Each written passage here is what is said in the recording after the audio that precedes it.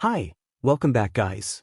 This is your friend, the What If guy, back with another fanfiction. This is the first part of What If Issei Had the World Stand. Now before starting, please give this video a like and subscribe to the channel if you want more videos like this. Now let's get into the fanfic. Flashback. A group of 4 cheerful brown-haired children left school, except for the eldest, who viewed the youngest as a nuisance. One of them, Ken, who followed Issei, spoke up. Ken noticed Ryu's troubled expression and asked what was wrong.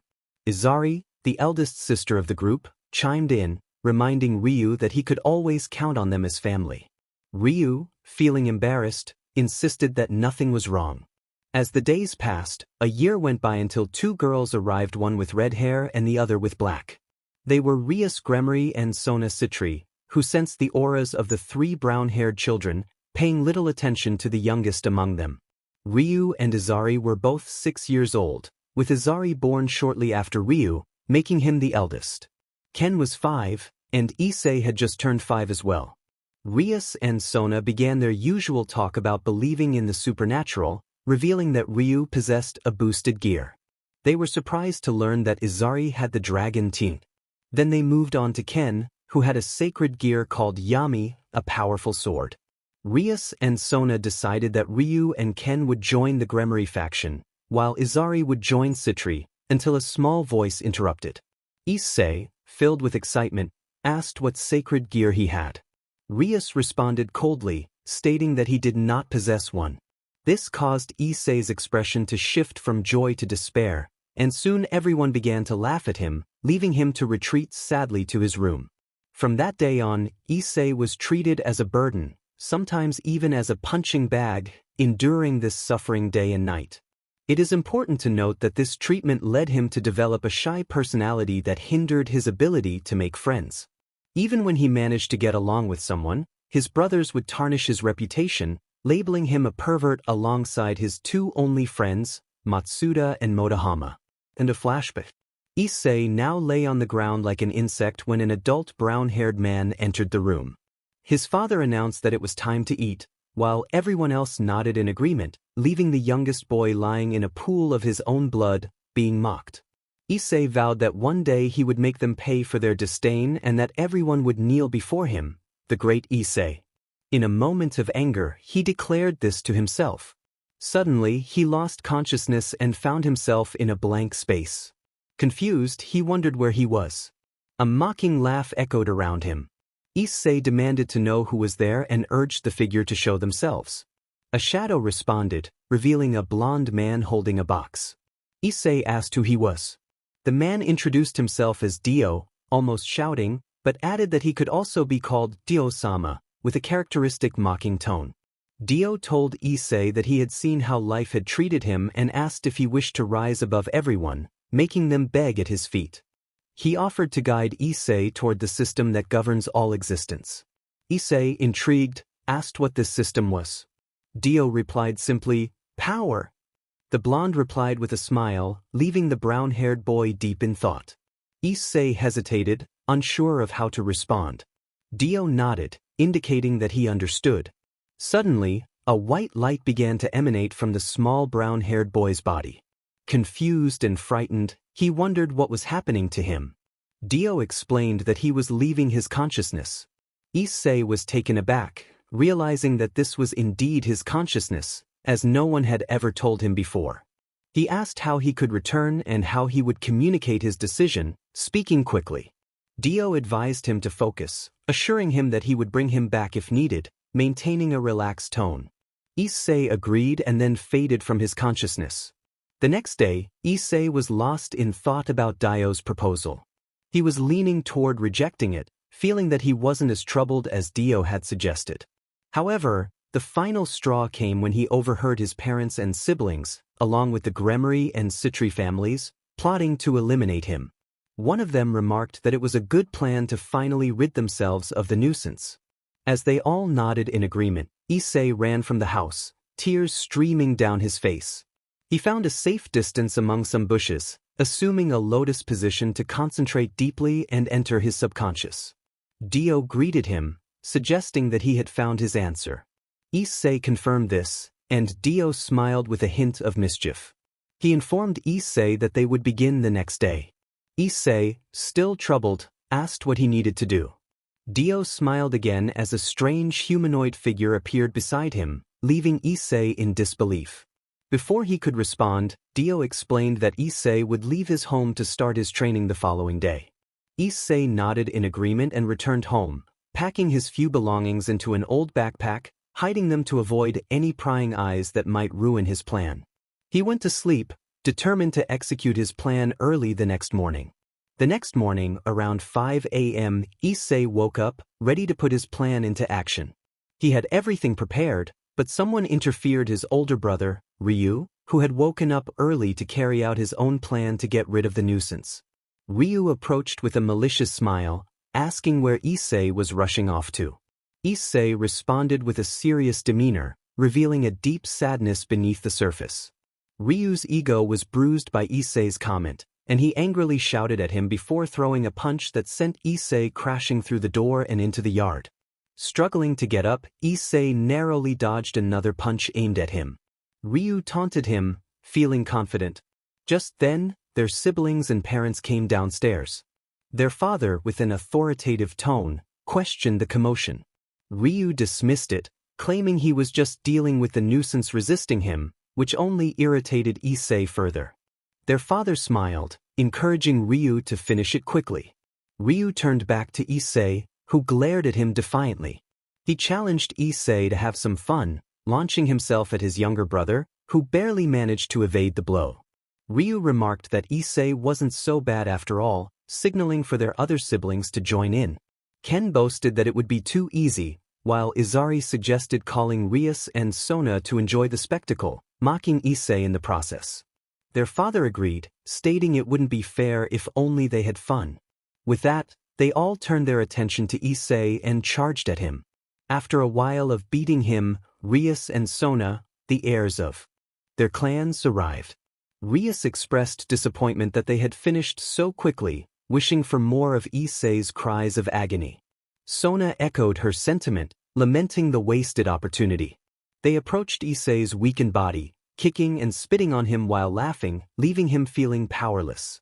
However, as Issei slowly opened his eyes and stood up, his wounds healed rapidly, astonishing everyone present.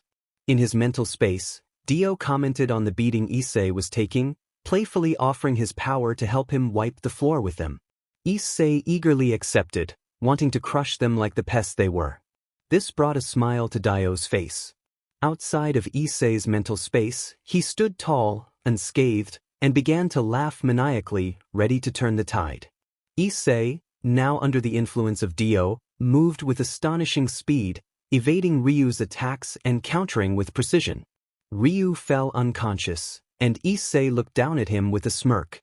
Izumi, shocked, questioned what Issei had done. Issei replied that he had merely taught Ryu a lesson about meddling with a superior being. Before anyone could respond, Issei vanished from sight, leaving everyone in awe of the display of power they had just witnessed. Meanwhile, Issei regained control of his body, a mischievous smile on his face as he headed toward a forest where Dio had suggested they train. Dio's voice echoed in his mind, asking how Issei felt about the beating he had given to his arrogant brother. Issei admitted that Ryu deserved it. Dio continued, stating that Ryu's words were empty and lacked any real strength. Shifting the conversation, Dio explained that they would begin Issei's training, starting with the creation of a refuge for protection. Issei, curious, asked why Dio was helping him. Dio revealed that Issei was destined for greatness, reminding him of his own past.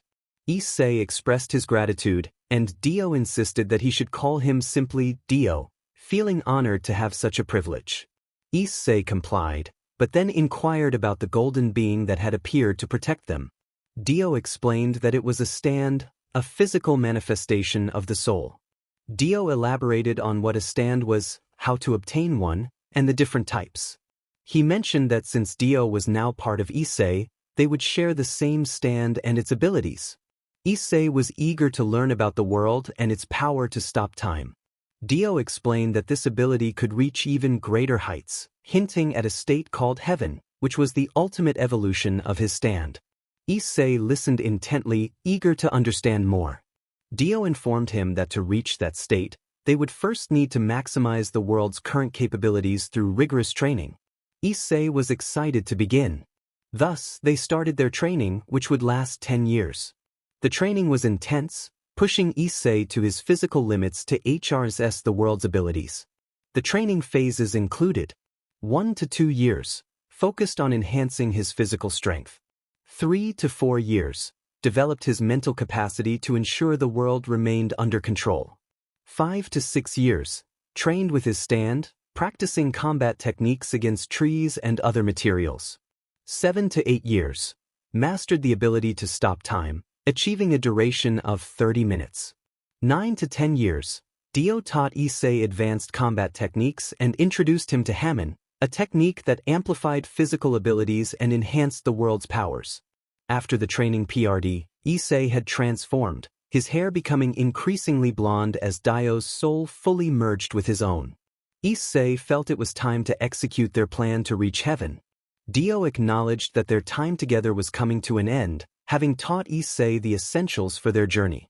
Issei, holding back tears, expressed his sadness at Dio's departure. Dio reassured him, stating that Issei was more than just a person to him. He considered him like a son. These words struck Issei deeply, and he let his emotions flow freely.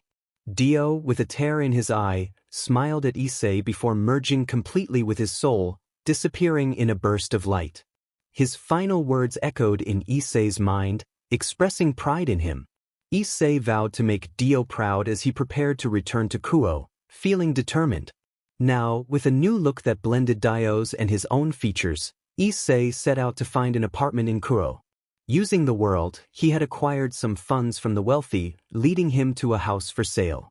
He decided it would be a suitable place to stay for the time being and marked the number on the sign, ready to make his move. Issei was sitting, waiting for the seller to arrive when he heard a feminine voice. The seller greeted him with a slight blush, taken aback by his appearance. Issei responded with a casual wave, noticing her captivated expression. The seller apologized for her distraction and suggested they proceed to view the house. As they entered the house, Issei commented on its good condition and asked about payment methods. The seller informed him that payment could be made by card. Issei jokingly mentioned using a wealthy person's card. The seller then went to prepare the paperwork, and Issei nodded in agreement. After some time, the seller returned with the completed paperwork, confirming that the property was now in Issei's name. She advised him to take good care of it before leaving. Issei, feeling a bit tired, decided to organize everything in his new home. After sorting things out, he contemplated which academy to attend and ultimately chose Kuo Academy since it was the closest. The next day, Issei woke up early to complete the enrollment paperwork. Upon arriving at the academy, he noticed the attention he received from both girls and boys. The girls looked at him with admiration, while the boys glared, seeing him as a rival. As he reached the director's office, he recognized Sona Citri, who appeared surprised by his presence. Issei introduced himself and stated his purpose for visiting. Sona wished him luck with the paperwork, and Issei thanked her before knocking on the director's door. The director welcomed him and asked about his visit. After completing the necessary forms and passing an academic assessment, the director welcomed Issei to Kuo Academy, starting the next day. As Issei left the office, he noticed a group of 3 brown-haired students passing by. He shot them a fierce look, but they didn't seem to notice. One of them, Ken, remarked to his friends about Issei's familiarity, but Ryu dismissed it, suggesting he was just another nobody. Afterwards, he took a moment to relax, expressing his frustration with paperwork. He resolved to focus on his 2 objectives to complete his plan. The next day, he prepared for his first day at the academy, having breakfast and dressing in his uniform before heading out. Upon arriving at the academy, Issei approached the classroom door, where he was greeted by the teacher. After submitting his paperwork, the teacher instructed him to introduce himself to the class. As he entered, the girls erupted in excitement, recognizing him from the previous day, while the boys remained silent, intimidated by his presence. Issei introduced himself, and the girls bombarded him with questions about his relationship status. The boys, feeling overwhelmed, remained quiet. Issei chose a seat next to a blonde girl named Asia, who introduced herself warmly. After classes, as Issei was leaving, he accidentally bumped into Ken, who reacted with annoyance. Ken remarked that Issei reminded him of an unpleasant memory. Issei silently left, feeling frustrated with Ken's attitude. Meanwhile, in the occult research club, Rias was busy with paperwork when Ken burst in, looking shaken. Rias asked what was wrong, and Ken mentioned seeing Issei, confirming Rias's recognition of the name. Ryu decided to speak up, dismissing the absurdity of the situation. He expressed his belief that the troublesome individual had been missing for so long that he would wager everything he had that the person was now 3 meters underground. Aquino then interjected, suggesting that they could clarify who Issei was. Rias explained that Issei was an old acquaintance who had vanished a decade ago, leaving most people in shock. Asia chimed in, recalling that a new classmate had joined that day, and his name was Issei, but with the difference that his last name was curiously not Hyodou, but Brando. This revelation left everyone present in shock, as it was quite a coincidence. Rias instructed Kiba to bring Issei the next morning, and Kiba nodded in agreement. As everyone departed to their respective homes, 3 brown-haired individuals were left deep in thought. This was because Ken had shared everything with Izari on their way home. The next day, a blonde boy was seen in his classroom, surrounded by girls who were bombarding him with questions. However, he ignored them, only conversing with his friends Matsuda and Motohama. Issei remarked that it had been a while since they last met. Matsuda, confused, questioned who he was, while Motohama felt a sense of familiarity but couldn't place him. Issei then revealed his identity by referencing their old code, surprising his friends. They were incredulous that one of the academy's princes was their old friend. Issei expressed that they had all grown up and asked if they were ready to reform their mischievous trio. Excitedly, Matsuda and Motohama agreed. Issei instructed them to wait by the girls' kendo locker room after school, and they eagerly complied. As Issei prepared to enjoy his break, he noticed Kiba, another prince of the academy, approaching him, drawing the attention of the girls. Kiba informed Issei that the president requested his presence in her office. Issei acknowledged this and headed to the occult club with Kiba. Upon arriving, Kiba knocked on the door and received permission to enter. He announced Issei's arrival as instructed by Rias. She thanked Kiba and asked Issei if he was indeed the one she was expecting. Issei nodded, but Rias noticed a hint of nostalgia and resentment in his gaze directed at some brown-haired individuals. Before Rias could speak, one of them, Ken, addressed Issei, recognizing him by the aura he had emitted moments earlier. Issei confirmed his identity, noting that he was not as useless as he had initially thought. This comment irritated the older brown-haired boy, Ryu, who shouted at Issei for his arrogance. Issei responded with a smirk, suggesting that Ryu and his friends were merely obstacles in his path, recalling their last encounter. Ryu insisted that his previous victory was merely luck and claimed to have grown stronger since then. Issei dismissed this, stating that Ryu was still the same and lamented the wasted potential of his power, even estimating that Ryu could only manage a limited increase in strength. Ryu was taken aback, realizing that Issei had accurately guessed his limits. He insisted that he had enough power to bring Issei to his knees. Just as Issei was about to respond, the door swung open, revealing Sona Citri and her entourage.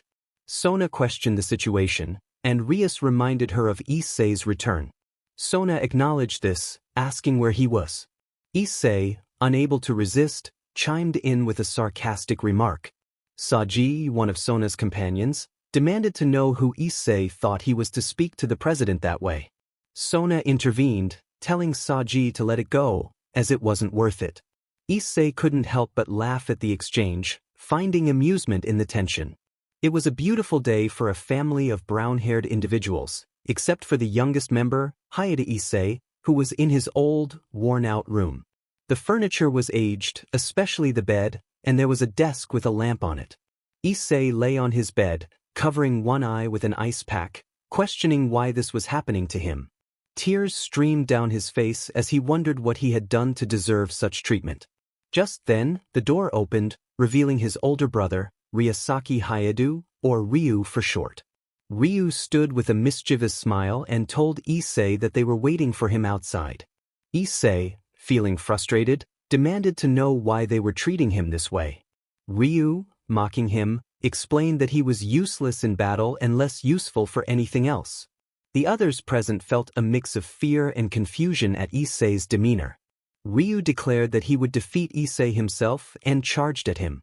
Issei merely smiled as a humanoid figure with a yellow hue formed behind him. The figure delivered a powerful blow to Ryu's stomach, causing him to stagger back, clutching his midsection. Issei, channeling Dio, proclaimed that they were mere insects trying to rise against him. Ryu, angered, dismissed the attack as luck and rallied his brothers to surround Issei. They launched an attack from different angles, but something blocked their strikes. Dio's stand, the world, was present but invisible to them. Issei taunted them, noting their inability to land a hit. Ryus, puzzled, remarked on Issei's sudden change from being useless just days ago. Ryu, undeterred, prepared a dragon shot, insisting that it would finish Issei off, despite Drake's concern for his partner's safety. Ryu charged his attack, declaring that Issei deserved to be defeated. As he unleashed the dragon shot, Issei laughed, revealing that his power, the world, allowed him to dominate everything. This revelation shocked everyone present, but Ryu thought Issei was merely boasting. With a dramatic declaration, Issei summoned his stand, manifesting a humanoid figure with gray and golden skin just inches away from the incoming dragon shot, leaving everyone bewildered. In an instant, Ryu was sent flying without explanation. Saji, confused, questioned Issei's laughter. Issei responded that it was amusing to see the owner protecting his subordinates, comparing them to loyal pets. This comment angered the others, but Izari chimed in, questioning Issei's current attitude compared to the sweet boy he used to be. Issei explained that things change, and he had changed for the better, much to their shock. Ryus, ever ambitious, offered Issei a place in her entourage, promising fame, power, and wealth. Sona, irritated, noted that Ryus always jumped ahead, but she too was interested. Issei dismissed their offers, stating he would rather join any other demonic house than theirs. This comment wounded Ryu's pride, and he challenged Issei to a one-on-one battle. Issei found the challenge intriguing and asked what would happen if he won. Ryus quickly interjected, agreeing that if Issei won, they would stop bothering him. Issei accepted the terms eagerly. Sona, slightly annoyed, noted that Ryu seemed to have the upper hand, given the aura he exuded. The bell rang, signaling the end of class, but before leaving, Issei apologized to the others, explaining that this was a matter between their masters and himself. After class, the trio of perverts found themselves behind the kendo club. Issei revealed that he hadn't brought them there to reform their ways but to give them a gift for their loyalty in keeping his brothers away from their friendship. Matsuda eagerly asked what the gift would be. Issei reminded them of the anime they had watched about a guy with a watch that could stop time. The other two perverts were puzzled until Issei dramatically declared, "Ziwarudo." Time stood still, with only Issei moving. He approached the duo of perverts as they unfroze, their expressions a mix of shock and excitement. Matsuda asked what was happening, and Issei explained that he had the ability to stop time, but could only maintain it for 30 minutes. The two friends were so overwhelmed that they felt their eyes might pop out of their heads. Issei informed them that they needed to take advantage of the situation. He granted them 25 minutes to indulge in some harmless fun, but warned them not to go too far, stating their target was the kendo club.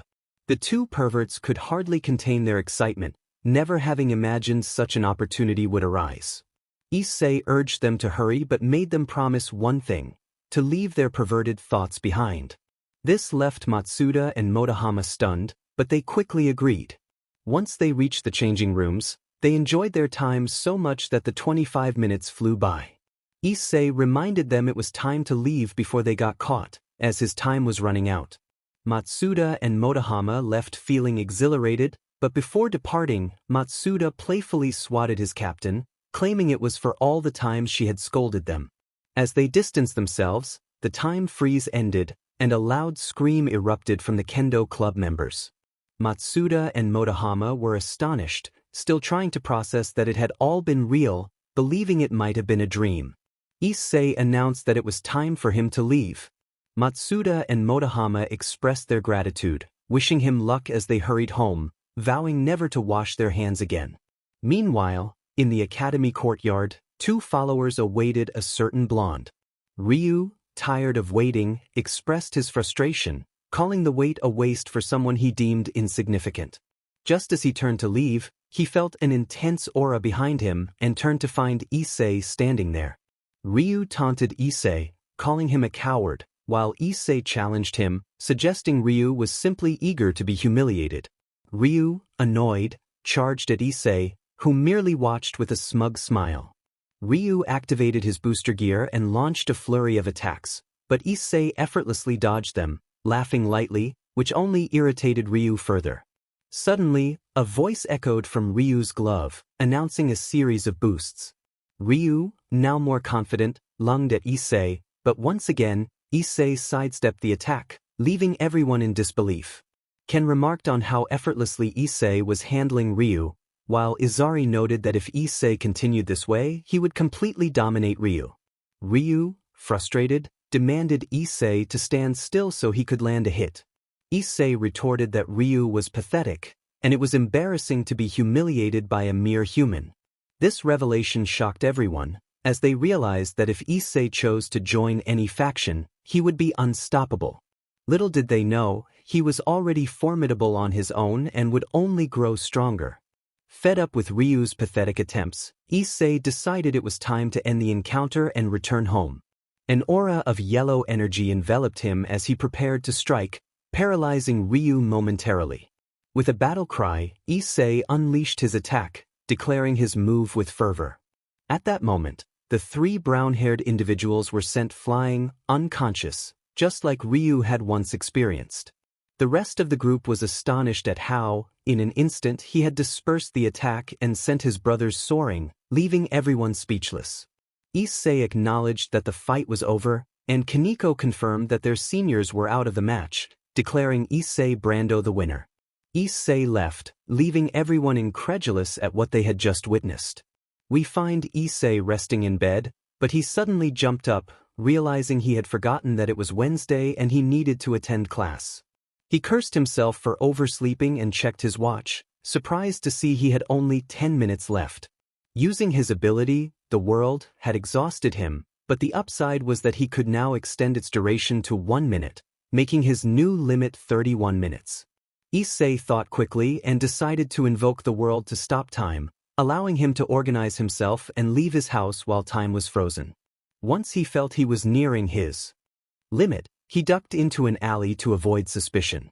When time resumed, he opted to walk to the academy since it was only a block away and he still had 10 minutes. However, upon arriving, he noticed two hooded figures blocking the entrance. He politely asked them to step aside as he was in a hurry. One of the hooded figures acknowledged him, while the other inquired about Ryu's Gremory. Just as Issei was about to respond, a dark-haired girl named Sona appeared, asking what they were doing at the academy.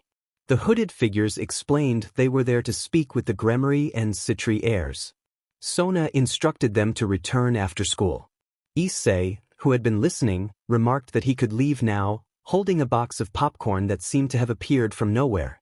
Sona was surprised to see him there and urged him to head to his classroom as he was running late. Realizing the time, Issei rushed to his class, arriving just in time, and no one reprimanded him. However, two familiar faces, Matsuda and Motohama, greeted him enthusiastically, expressing their admiration. Issei, feeling slightly embarrassed, downplayed their compliments. Suddenly, a girl approached the two perverts and playfully hit them on the head, scolding them for their behavior. Issei intervened, reminding her that they were his friends. The girl apologized, feeling a bit sad as she thought Issei was reprimanding her. After classes, the two hooded figures were seen in the occult club alongside the Citri and Gremory groups. They removed their hoods, revealing two beautiful girls. One introduced herself as Irina Shido, who then recognized the Hyodou brothers. She mentioned they used to play together every day when they were neighbors. Ryu, recalling their past, asked her a question that caught everyone's attention. Irina was surprised to learn that Issei was now a blonde. Issei explained that he distanced himself from his previous life, wanting nothing to do with his old family. He expressed his disdain for their selfishness and greed, admitting he once sought their love and understanding. Irina acknowledged that life hadn't treated him well, to which Issei responded that he was now free from those he considered inferior. This comment irritated certain members of his former family. Ken reminded Issei of their parents' current state, expressing disappointment in his lack of gratitude for their concern. Issei retorted that they were right about one thing. He did not want to return to that family, especially if it meant enduring more suffering. Izari challenged Issei, questioning why he refused to reconcile with them, pointing out the pain his absence caused. Issei firmly stated that none of them cared about the suffering they inflicted on him, and he refused to return just to be mistreated again. Hyodou. This left everyone astonished by all that the blonde had endured, which justified his way of being. Even without anyone's support, he managed to move forward. Irina then introduced her companion, Zenobia Corda. Rias acknowledged that they had strayed from the topic and apologized for it. Everything unfolded just like in the anime, including the interactions with Asia and Zenobia, but this time, Ryu was the one defending her. The battles between Zenobia and Kiba, as well as Irina and Ryu, ended quickly, accompanied by laughter echoing throughout the area. It was none other than Issei, who had remained a mere spectator. Issei remarked that it was easy to defeat those simple opponents, his tone clearly mocking. Zenobia, undeterred, challenged him to prove himself. Issei accepted, hoping she wouldn't regret it later. As he jumped down from the tree to land in the middle of the field in front of Zenobia, she regarded him with a simple expression. Before either could charge at the other, Ken interjected, suggesting that Issei might need his help, glancing at Irina. However, Issei insisted that he didn't need any distractions and signaled for Irina to join the fight. Zenobia questioned his confidence, warning him not to regret the cuts from her sword. Issei pointed out the pile of defeated opponents nearby, claiming he had taken them all down at once without difficulty. The two church representatives were impressed, but Issei released a hint of his dark aura, startling everyone present, especially his opponents. Zenobia wondered who this guy was and who they had gotten involved with, noticing Issei's confident smile. Issei teased them about their fear, prompting Irina to agree that there was no denying he was dangerous. With that, the two launched their attack, acknowledging the threat he posed. Issei, still smiling, asked how they wanted this to end. Zenobia warned him that their bad luck meant they would have to finish quickly. Issei accepted the challenge, rising into the sky and shouting, "Ziwarudo!" He aimed to deliver a powerful blow to each of them, leaving them on the brink of unconsciousness. Time resumed its course. Issei concluded his actions, causing everything to unfreeze, which resulted in the church's emissaries collapsing, nearly unconscious. Everyone was once again in shock because Issei had done it again. He had finished his battle in an instant. Issei thought that was it. Zenobia, astonished, questioned how he had defeated them so quickly. Issei decided to explain, invoking his stand, the world, making it visible for all to see. Everyone was stunned, especially Rias, Sona, and the Hyodou family, as they once again beheld that strange entity. Rias recognized it immediately, while Sona recalled Issei's previous mention of the world. Issei confirmed that this was indeed the world. Sona speculated that it must possess a special ability that granted him such an advantage. Issei replied that they would have to find out for themselves, reminding them that they were not friends, merely acquaintances for the time being. The others wore expressions of sadness, knowing how much the blonde had suffered at the hands of his masters and siblings. Suddenly, an impatient Ryu appeared, demanding to know what special ability Issei had, dismissing him as nothing more than a puppet. This provoked Issei, who believed that he and the world were perfect, standing above all alongside its bearer. Issei called out to Drake, and at that moment, Ryu's gauntlet spoke in a deep voice, confirming his identity as the Red Dragon Emperor. Issei suggested that Drake should educate his bearer, warning that next time he wouldn't show mercy to worthless opponents.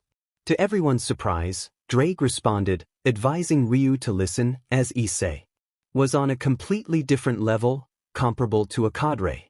This revelation left everyone astonished. Ryu, unfazed, dismissed Drake's words, calling Issei a mere charlatan. Issei retorted that unlike some, he had the ability to back up his words and questioned if he had not already put Ryu in his place. Ryu, enraged, declared that Issei would pay for his insolence and charged at him. Issei simply placed his stand in front of him, declaring that any attempt to rise against him would be futile. Issei quickly positioned his stand before him, unleashing a barrage of powerful strikes against Ryu. The air filled with the echoes of his attacks, each one striking with precision and force, leaving Ryu momentarily stunned. Issei, embodying the spirit of Giorno, faced off against Kokubile, who was humiliating the Gremory group in battle. Ryu, despite his injuries, stood determined, though nearly all his bones were broken.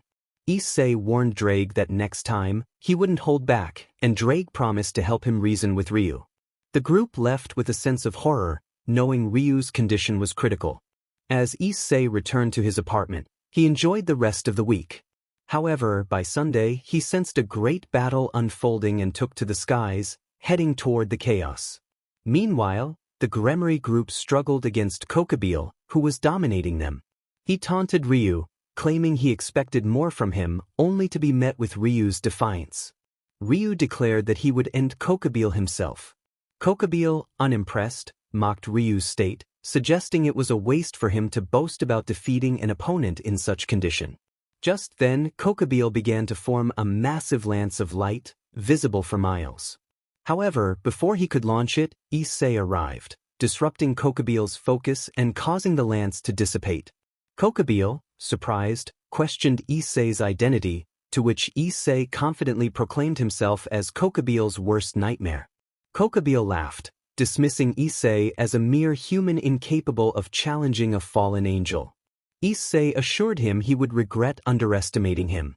Kokubile, irritated by Issei's bravado, launched several light lances at him, but they vanished before reaching their target, intercepted by an unseen force. Issei unleashed a tremendous aura filled with Hamon, startling Kokubile. He questioned Issei's identity again, and Issei repeated his claim of being Kokubile's worst nightmare. Kokubile, undeterred, continued his assault, throwing lances of light without pause, believing Issei was already defeated. However, Issei, seemingly unfazed, taunted Kokubile, who was growing increasingly frustrated. Issei mocked the failed attack, and with a shift in demeanor, he declared it was time for him to have some fun. Kokubile challenged him to try, and Issei surged forward with incredible speed, unleashing powerful Hamon strikes that left Kokubile severely weakened. The Gremory and Citri factions, along with the church envoy, watched in disbelief as Issei effortlessly dominated Kokubile. Zenobia remarked on Issei's overwhelming power, realizing he was doing what they had failed to accomplish. Rias expressed her desire to have Issei join her group, while Sona contested, wanting him for her own. Back in the battle, Issei taunted Kokubile, demanding to know if that was all he had. Kokubile, seeking to distract the group, revealed that their leader, God, had perished in the last Great War, leaving everyone in shock. Issei, however, remained unfazed, dismissing Kokubile's revelation as irrelevant to their current fight. Kokubile, rattled by Issei's indifference, attempted to flee, but Issei shouted, "Zie Warudo." Time froze around them, leaving only Issei moving toward Kokubile. As he approached, he declared, "This is the world." With a swift motion, he pierced Kokubile's stomach, pulling back his fist and stating that Kokubile was already defeated, unaware of his fate. Time resumed its course. Issei watched as everything began to thaw, revealing the cadre flying away in the opposite direction.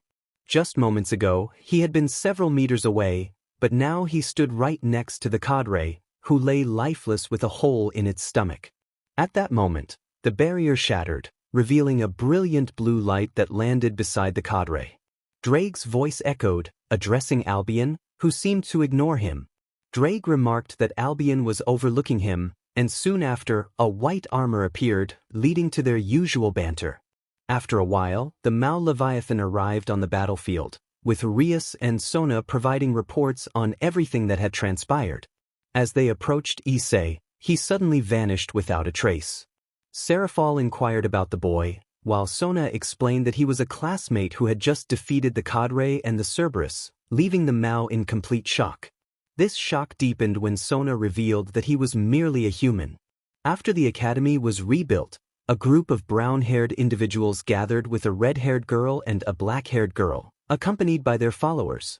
Ryu expressed his frustration, claiming that he should have been the one to defeat the Raven instead of Issei. Rias suggested they put that topic aside and go rest, to which everyone present agreed.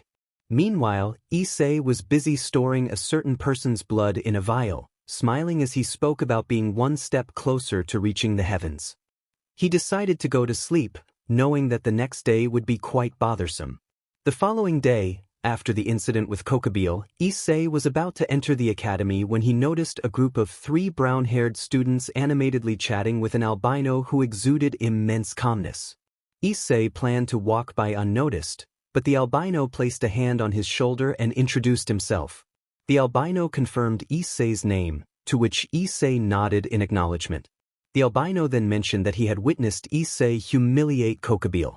Issei realized that this was the White Dragon Emperor. Curious, Issei asked what a celestial dragon wanted with him. The albino replied that he simply came to meet his rival, but it had been a total waste since Issei was far too weak. Issei retorted, noting that the albino was not only weak but also arrogant. The trio of brown-haired students overheard the exchange and chimed in. Ryu boasted that he could easily wipe the floor with the albino, while declaring that he would soon have him begging on his knees. Ken supported his brother's claim, asserting that everyone was beneath them. Izari added that the others were insignificant compared to them. Issei observed the situation and remarked to Valley that while the trio lacked power, they made up for it with their arrogance. Valley acknowledged Issei's point, and Issei then asked the 3 if he hadn't already put them on their knees. Hiven continued their discussion when 2 swords, one belonging to Kiba and the other to Zenobia, were placed at Valley's neck. A red-haired girl, Rias, appeared and addressed Valley, questioning his presence in her territory. Valley replied that he was merely there to meet his rival, but it was clear to him that Ryu lacked power. Ryu, unfazed, warned Valley to pray that their confrontation never came, as he would leave his mark on Valley's face. Valley expressed his hope that Ryu would provide a worthy challenge, and he turned his attention to Issei, who acknowledged himself. Valley then stated that he expected Issei to give him a worthy fight, as he had lost faith in his current rival. With a smile, Valley disappeared in a magical circle, leaving Issei impressed by the Dragon Emperor's confidence. Rias cautioned Ryu to watch his back, as Valley was a dangerous opponent. Ryu promised to be careful but added that he would not hesitate to confront Valley if necessary. Issei, in a teasing tone, suggested that Ryu should take the situation seriously, as Valley could have easily defeated him. Ryu dismissed Issei's comments, insisting that he would deal with Valley first, and then focus on Issei.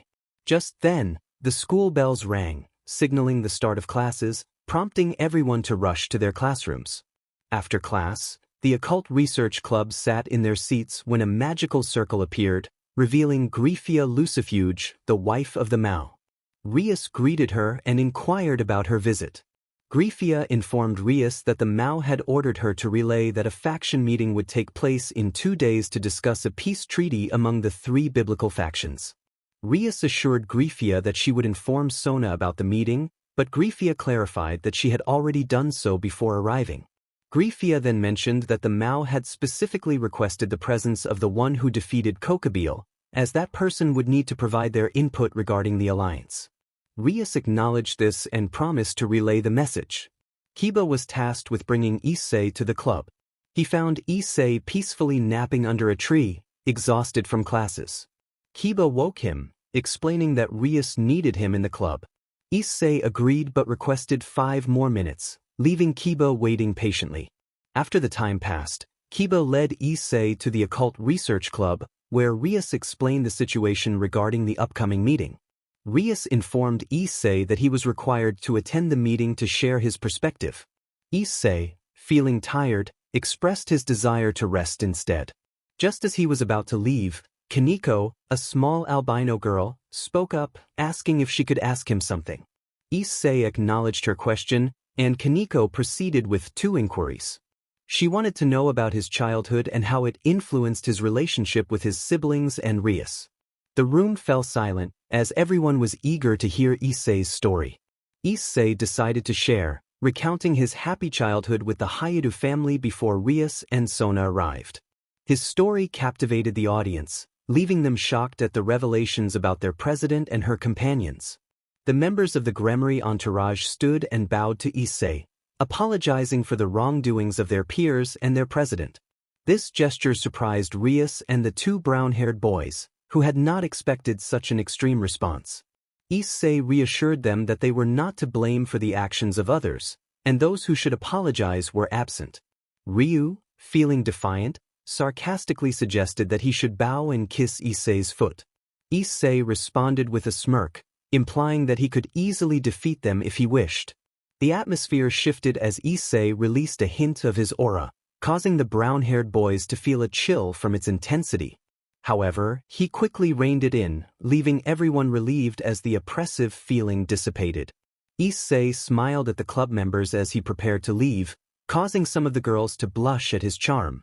Akino remarked on Issei's intriguing nature, while he returned home, ready to tackle his homework. Frustrated by the workload, Issei lamented the existence of assignments, wishing for a world without them. As night fell, he found himself utterly exhausted from the tasks, wishing for a reprieve from the burdens of schoolwork. Issei went to sleep, feeling that the next day would be both interesting and exhausting. The following morning, he could be seen getting ready for school.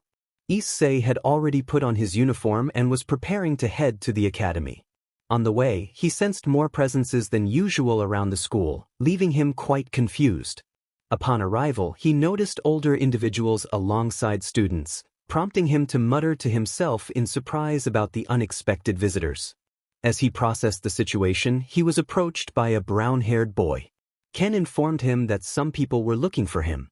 Issei, with a teasing tone, expressed curiosity about who it could be. Just then, someone placed a hand on his shoulder and called him by name, revealing themselves as his mother. Issei replied with a hint of irritation, acknowledging her presence. At that moment, Issei's father arrived and inquired about what was happening. His mother cheerfully explained that it was Issei. Hearing this, his father was overwhelmed with joy, tears welling up in his eyes as he embraced the unexpected reunion. Issei felt a surge of emotions as he faced his parents, who were desperately trying to reach out to him. They expressed how much they missed him, but he couldn't hold back his disdain. He interrupted them, feeling overwhelmed by their hypocrisy. He made it clear that he found their attempts at reconciliation insincere, given everything they had put him through. He declared that he never wanted to see them again. His parents, upon hearing his harsh words, were consumed by sorrow, lamenting their past actions. One of them pleaded for another chance, hoping to restore the family they once had, tears streaming down their face. Issei, however, was resolute. He told them that the opportunity they sought had long passed, and the person they once knew was gone. He emphasized that he could never forgive them for what they had done, urging them to leave his sight. Just then,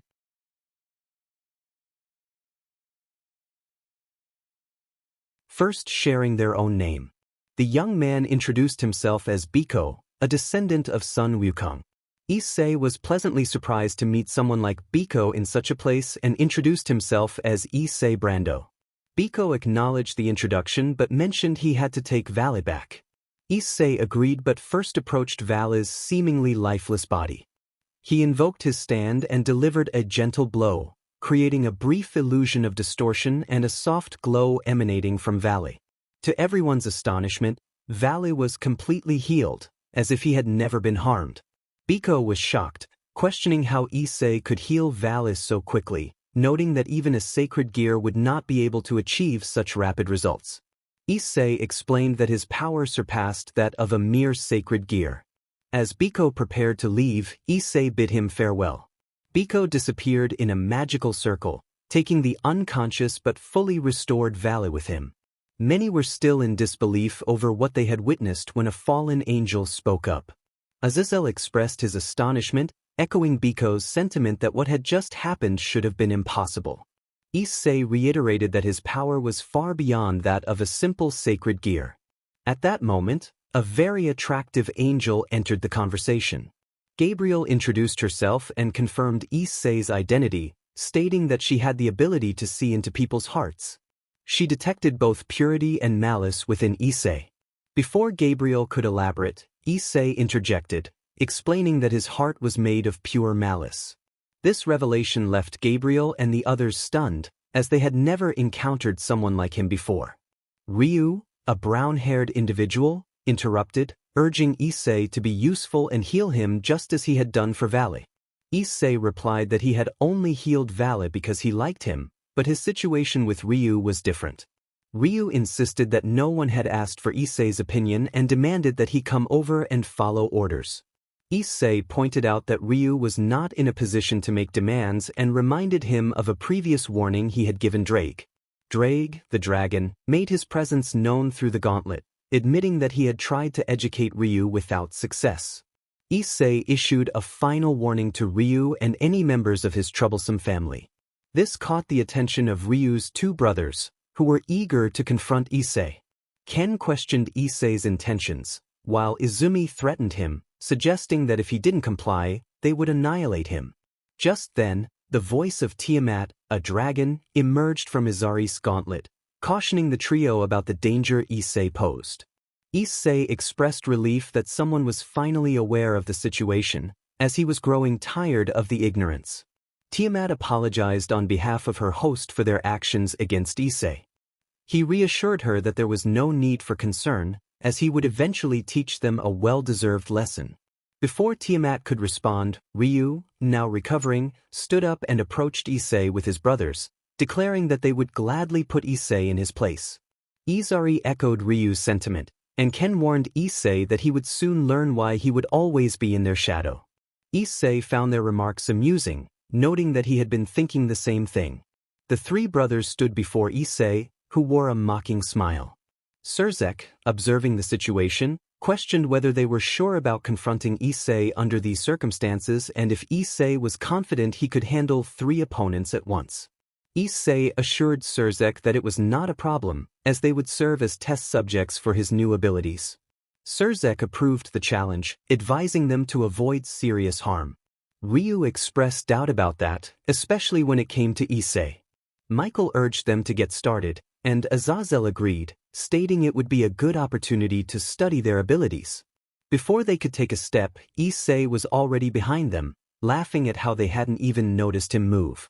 Ken remarked that Issei's speed had improved, but that didn't make him invincible.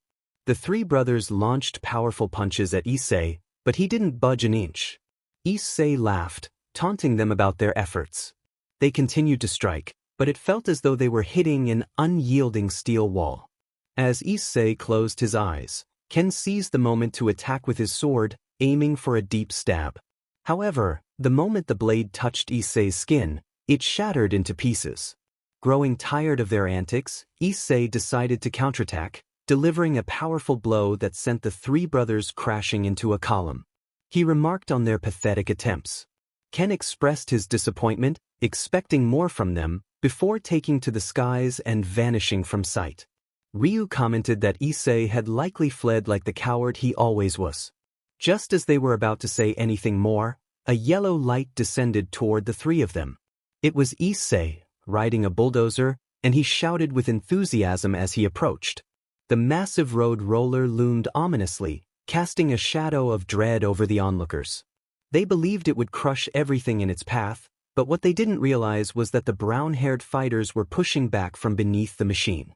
Issei declared that it was too late for anyone to escape. With renewed determination, they shouted and struck at the road roller, trying to lift it. The air was filled with their battle cries, echoing with intensity as they fought against the overwhelming weight. The tension escalated as they pushed harder, their resolve unyielding. The ground shook beneath them, and the atmosphere was charged with energy as they refused to be defeated. Everyone watched as Issei overwhelmed his brother under a certain gaze from Rias, who urged the others to intervene, fearing for his life. Before she could finish her sentence, Issei's brown-haired siblings rushed in to rescue him. Issei noticed this and sent Ryu flying to dodge a punch from the wielder of Tiamat. However, in a moment of distraction, Ken managed to cut Issei's chest slightly, while the others believed they had already defeated him. They turned around, only to their horror, to see Issei healing himself with Hammon, leaving no scar behind. Ken was baffled, questioning how this was possible since Yami's cuts were supposed to leave lasting marks due to the magic residue. Izari commented that despite this ability, Issei remained a nobody. At that moment, Ryu stood up, fully healed, and congratulated Issei for landing. A few hits, but he insisted that he and his brothers would prevail against him together. As they gathered, Ryu proposed a powerful combination attack. Hearing this, Ken's eyes widened in concern, reminding Ryu that they would be killing Issei before he could even repent for their parents. Ryu dismissed his worries, declaring that it was too late for mercy, as Issei deserved death more than anyone. Ken reluctantly agreed, expressing regret but stating that Issei had made his choice. Izari added that they had given him options, but he stubbornly chose the most complicated path. Issei, confident in his abilities, declared that it would be a pleasure to shatter their dreams and see their faces when he rose above them. He dismissed their attempts as futile.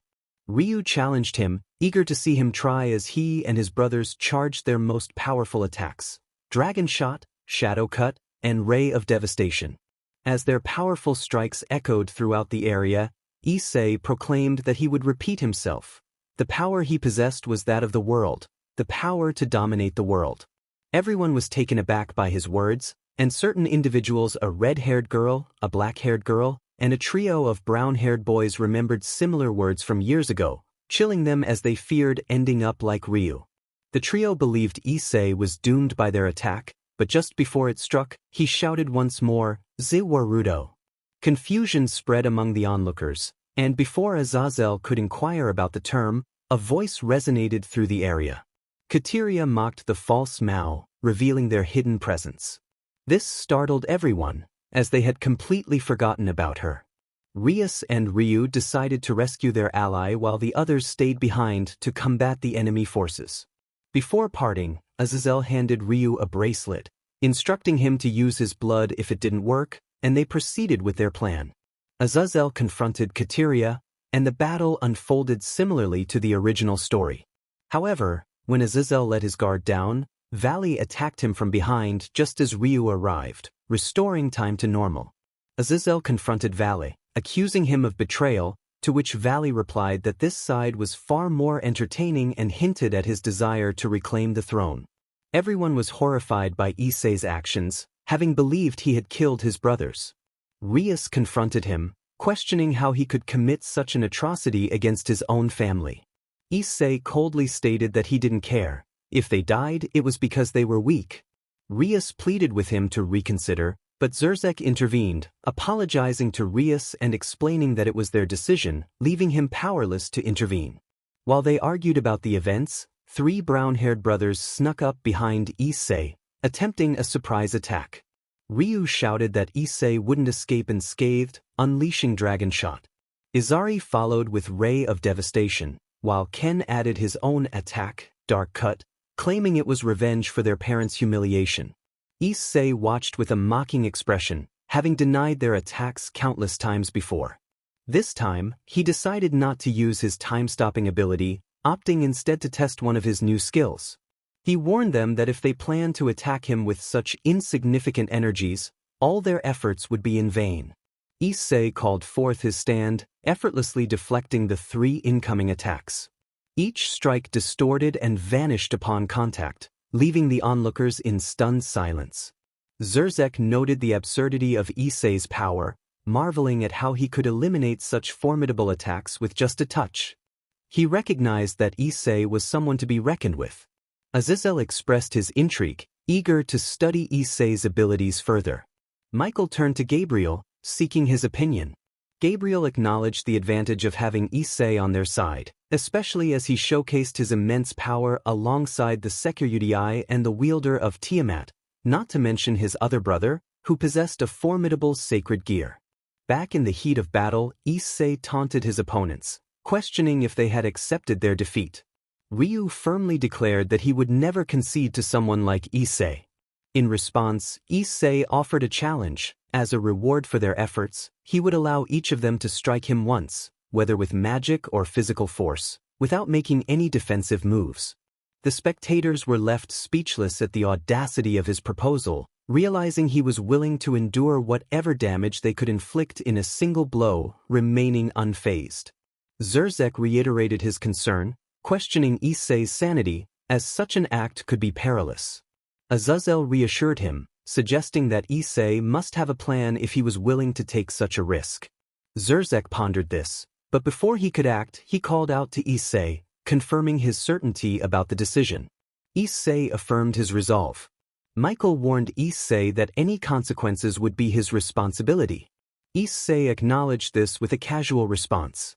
As anticipation filled the air, Rias interjected, expressing her belief that if Issei truly allowed himself to be struck, Ryu would finish him off swiftly. Zurzek countered, suggesting that Issei must have a strategy in mind, raising the question of what it could be. Before they could dwell on Issei's intentions, the three opponents announced they were ready and unleashed their most powerful attacks once more. Issei opened his arms wide, welcoming the incoming strikes. A massive cloud of smoke erupted from the impact, and the brothers celebrated, convinced they had defeated him. However, before they could say anything further, a laugh emerged from the smoke. Issei appeared, sporting first and second-degree burns, yet he laughed heartily, undeterred by the damage. Everyone was in disbelief that Issei was still alive, as those three combined attacks could inflict significant harm on anyone, or in the worst-case scenario, lead to death. Azazel questioned how Issei had survived. Issei admitted that their attacks were strong enough to leave him with a few burns, and he congratulated them for that. Ken was astonished, asking how Issei was not dead. Issei decided to share his secret but warned them to listen carefully, as he would not repeat himself. With everyone's attention captured, Issei explained that by achieving a state he called heaven, his body was no longer bound by the limitations of a normal human. His strength and speed were now at a level far beyond any being human, angel, fallen, or demon, and his endurance and energy were vast, if not infinite. This declaration shocked everyone. If Issei had already possessed great power, this was simply absurd. Issei then turned to Ryu, indicating they had some unfinished business. Ryu felt a chill run down his spine, realizing that if Issei's claims were true, he was now infinitely more powerful than him, and worse, he was currently an enemy. Issei asserted that he could prove he would have been a better host for Drake. Ryu dismissed this as nonsense, but Issei quickly appeared beside him and struck with his stand, creating a distortion effect that forced Ryu to stagger back. Ryu, confused and alarmed, demanded to know what Issei had done. Issei casually suggested that Ryu try activating his sacred gear. Ryu was terrified and sweating profusely as he attempted to summon his sacred gear but found he could not. It felt as if Drake had vanished entirely. Ryu exclaimed in frustration that he couldn't activate it, leaving everyone stunned, realizing that Issei had immobilized Ryu's sacred gear. Zurzek recognized Issei as a tremendous threat and felt compelled to recruit him for his faction. Michael agreed, noting that having such a powerful ally would be advantageous. Azazel was left speechless, wondering what kind of being Issei was to disable a sacred gear from its host.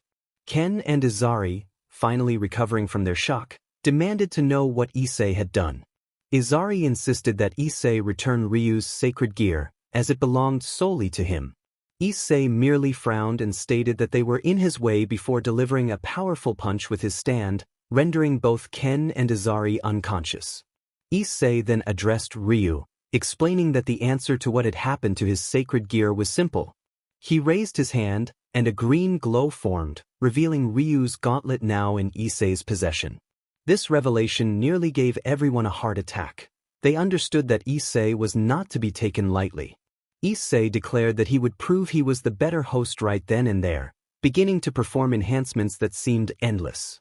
Ryu was in total shock, realizing he could only manage 20 enhancements at most during his time as a host. Now, the once underestimated member of the family had surpassed him in just a second with his sacred gear, leaving Ryu feeling utterly defeated. As Issei continued his enhancements, he wore a wicked smile before calling out, "Balance breaker." The crowd remained silent, having witnessed so much in a single day. Zurzek remarked that he was not surprised, while Azazel admitted he had seen it coming. Issei deactivated the gauntlet and approached Ryu, striking him once more with his stand to return him to normal. Before doing so, Issei stated that he would return it, as it would make no sense to destroy him. Ryu remained silent, and Issei returned to the others, asking what they thought. Everyone was at a loss for words. Issei anticipated their reaction but noted that it was getting late and he should be on his way. Just as he was about to leave, Zurzek grabbed his shoulder, insisting he could not depart yet. Issei questioned why, and Zurzek explained that he needed to help rebuild the academy. Issei agreed, stating it would be ready in a minute. He summoned his stand and struck the ground, causing all the debris to transform into a simple leaf falling from the sky.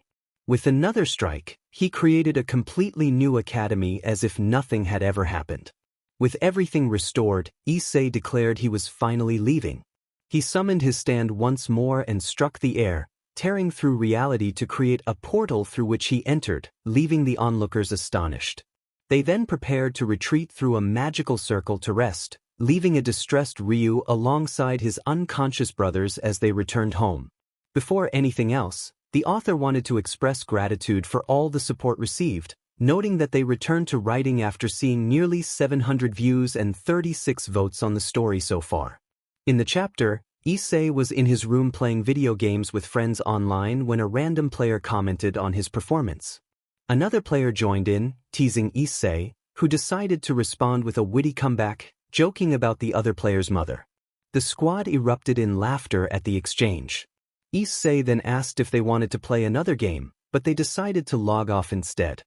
He sighed, realizing it was time to head to the academy. At the academy, Issei walked calmly through the halls, entering his classroom and taking his seat just as the teacher walked in with a book in hand. The teacher instructed the class to sit down and announced that they would be discussing straight lines. Issei found the lesson boring, as he had the power to manipulate reality and could easily complete any assignments with a mere thought. Later, while outside, Issei recalled a past incident involving someone who could stop time, a mischievous smile forming on his face. Meanwhile, Rias was in her club, contemplating how to get Issei to join her group again and mend their relationship with her brothers. She was deep in thought when Akino interrupted her, reminding her of the overwhelming challenges Issei had faced and how difficult it was for anyone to endure such hardships at a young age. Rias acknowledged Akino's point, expressing her regret over how things had turned out with Issei. Akino pressed her, questioning whether Rias truly wanted to reconnect with him or if it was just about his power. Rias was taken aback by Akino's comment, but before she could respond, Akino advised her to think carefully about her intentions, warning that Issei showed no mercy and had little respect for anyone, including the leaders of factions. Rias promised to consider Akino's advice, admitting her confusion about the situation. Akino reassured her that it was understandable, given the power Issei had displayed. Rias thanked Akino for her support, grateful that she had remained by her side despite past events. Suddenly, the door burst open with a loud bang, revealing Issei, who called out to Rias with urgency. Rias asked what he wanted, and Issei demanded to see Gasper. Rias questioned his intentions, but Issei insisted that it was none of her concern. He warned her that she was not in a position to refuse, reminding her of his power to erase her existence with a single touch. Rias felt a chill run down her spine, fully aware of Issei's capabilities. Before Rias could respond, Akino suggested that Rias simply introduce Issei to Gasper to avoid further conflict. Akino then turned to Issei, asking why he wanted to see Gasper. Issei replied casually, claiming he just wanted to meet him. Akino urged Rias to tell Issei where Gasper was, and Rias reluctantly revealed that he was in the third hallway to the right. Issei nodded and walked in the direction Rias indicated. Meanwhile, Gasper was in his box, slowly emerging to grab some sweets that Kaneko had left for him. He reflected on his tendency to ruin everything he loved, feeling a sense of despair. Suddenly, time froze around him, causing him to panic. Now that he had arrived, Issei remained silent as he heard footsteps approaching. Gasper entered the dimly lit room, which had a gloomy atmosphere. He looked at Issei with fear and asked who he was, sensing the sinister aura that surrounded him. Issei reassured Gasper, telling him not to be afraid. Gasper, still trembling, inquired what Issei wanted from him. Issei replied that he simply wanted to get to know him, but he had heard Gasper say that having such power was a bad thing. Gasper explained that since he acquired this power, he had only been met with disdain from others. Issei insisted that it was not true. The fear others had of Gasper stemmed from their own weakness, not from his power. Gasper expressed his doubts, stating that Issei had always been well regarded and had never experienced the constant fear of being pursued or the need to stay alert for potential harm. At this, Issei lowered his head, recognizing the truth in Gasper's words. He had lived through similar experiences and shared that pain with the young vampire. Before Gasper could speak again, Issei acknowledged that he understood what Gasper had gone through, revealing that he too had faced similar challenges. Gasper's expression turned melancholic as he felt a connection to Issei, sensing something familiar yet elusive about him. Gasper hesitated, questioning how he could trust Issei's words. In response, Issei offered to share his story in detail, recounting his own childhood struggles and the mistreatment he endured, being regarded as worthless by others. Gasper was taken aback, expressing his surprise at Issei's past and apologizing for his earlier doubts. Issei reassured him that there was no need for apologies, as they both had faced similar situations without support, relying on a singular pillar of strength that kept them going through the toughest times. He smiled wistfully, recalling Dio and the support he had received, while casting a nostalgic glance at Gasper, who had also been aided by someone special. Issei encouraged Gasper, stating that possessing such power was not inherently bad. The possibilities were endless. Gasper began to see things differently, feeling inspired by Issei's words. Issei then asked if Gasper would like to become stronger so he wouldn't have to lose anyone dear to him again. Gasper eagerly agreed, expressing gratitude but mentioning a concern about the president's approval. Issei smiled, assuring him that it wouldn't be a problem. He then declared that time would return to its normal flow, leaving Gasper in awe of Issei's control over his powers. Gasper asked if Issei would teach him to do the same. Issei affirmed that he would, calling Gasper his little apprentice, which filled Gasper with excitement at the prospect of finally mastering his sacred gear. Issei instructed Gasper to follow him, and the small vampire eagerly complied as they made their way to Rias's office. There, she was seated, reviewing some papers, but was interrupted by Issei's greeting. He asked Rias what she was doing, and she explained that she was handling paperwork, curious about why he had come to speak so kindly. Issei mentioned that he wanted to take Gasper with him. A loud shout echoed throughout the area, causing everyone to turn their heads. Issei questioned the need for such a loud outburst. Rias apologized, explaining that it was unusual for him to suddenly announce that he would be taking Gasper to his room. Issei reassured her that it would be for the best, as he planned to help Gasper embrace his true potential as a vampire. Rias asked how long Issei intended to keep Gasper with him. Issei explained that he hoped to spend every weekend with Gasper to help him grow stronger. Rias agreed but noted that it sounded as if Gasper were their child and they were divorced. Issei acknowledged the oddity of that comparison but proposed a deal. Before they could finalize their agreement, Rias requested that Issei handle some paperwork. With a deep breath, Issei touched the papers, and in an instant, the tedious task was completed, taking less than a second. He declared that the deal was closed and called for Gasper as they headed to Issei's house.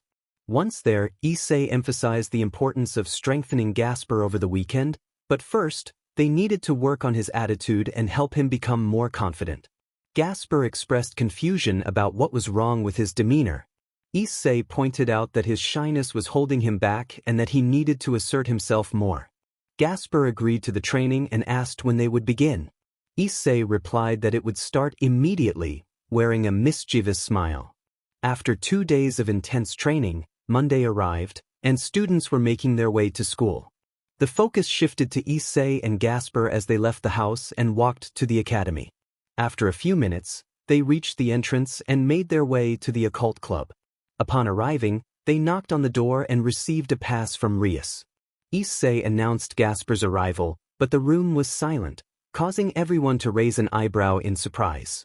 Just then, a loud noise came from the room, and out stepped a fully transformed Gasper, dressed in traditional vampire attire, with a more muscular build and longer hair.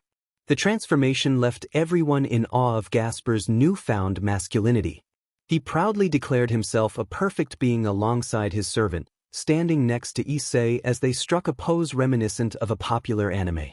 The spectacle left everyone sweating, and Rias found herself questioning whether this was truly the same Gasper she once knew. Just as she was about to speak, 2 newcomers entered the room. Ryu greeted everyone, then pointed out that his greeting was not meant for Issei, who merely grunted in response. Ryu then asked who the attractive person was, causing both Issei and Gasper to smirk, surprising some of their peers. Issei introduced Gasper, but before he could reveal his name, Gasper interrupted, eager to make his own introduction. Kono Gasper da. The transformation of Gasper left 2 brown-haired individuals astonished, as they could hardly believe that someone could change so drastically in just 2 days. It wasn't even 2 months or 2 weeks, just 2 days. Ken expressed disbelief, stating that it was impossible for someone to change so much in such a short time. Ryu agreed, remarking that it felt unreal. Akino interjected, reminding them that since they had become demons, they had witnessed things beyond the imagination of any being, especially with Issei's arrival, who had shown that the impossible could become possible. Issei thanked Akino for her words, but a small Nikomata, Kaneko, chimed in, asking how Gasper could have changed so much in just 2 days. Issei explained that Gasper hadn't trained for just 2 days. In fact, he had trained for 10 years.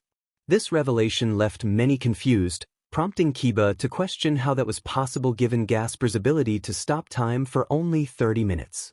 Issei clarified that he had obtained many powers upon achieving the heaven state, including reality distortion. He had modified the reality of one of his rooms to function as a time chamber, allowing 5 years to pass in just 1 day, significantly accelerating Gasper's training.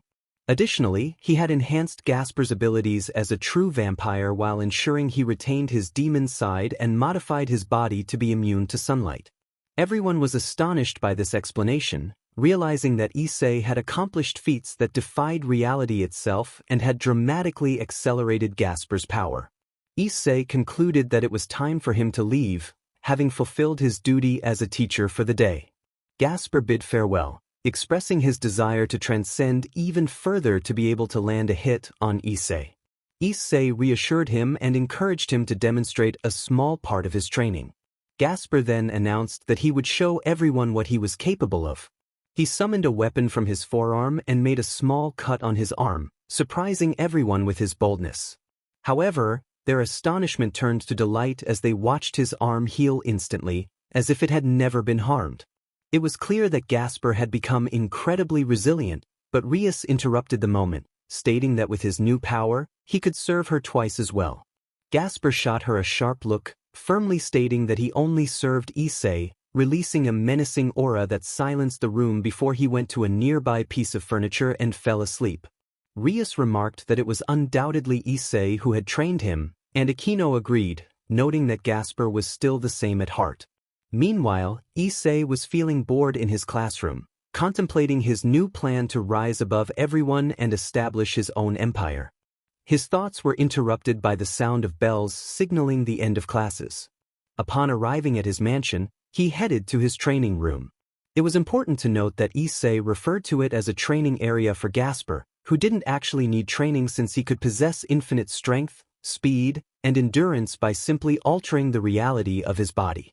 As Issei entered the training room, he wore a dark smile and struck the ground with his stand, causing a light to emerge and reveal a silhouette. The figure questioned how they were alive when they should have perished in battle. Issei welcomed the figure back to the world, introducing himself as Issei Brando. The figure, surprised, asked what they were doing there. Issei explained that he had revived them. The figure was astonished, asking if Issei had used some type of sacred gear. Issei clarified that his power transcended mere sacred gears, describing it as the ultimate power. This revelation left Lucifer slightly taken aback, still grappling with the fact that he had been revived without any noticeable changes. Issei urged Lucifer to join him, promising to help him reclaim his original Mao throne and to govern all factions together. As they discussed Issei's plans for the future, Lucifer listened attentively and cooperatively. Issei found this surprising, as he had expected someone as ancient and powerful as Lucifer to possess a high ego similar to that of his descendants. Curious, Issei asked Lucifer if he could share why he was so different from his expectations. Lucifer, confused, tilted his head and asked what Issei meant. Issei explained that, given Lucifer's ancient status, he had assumed he would have a high ego like other demons or supernatural beings, and found his cooperation somewhat suspicious.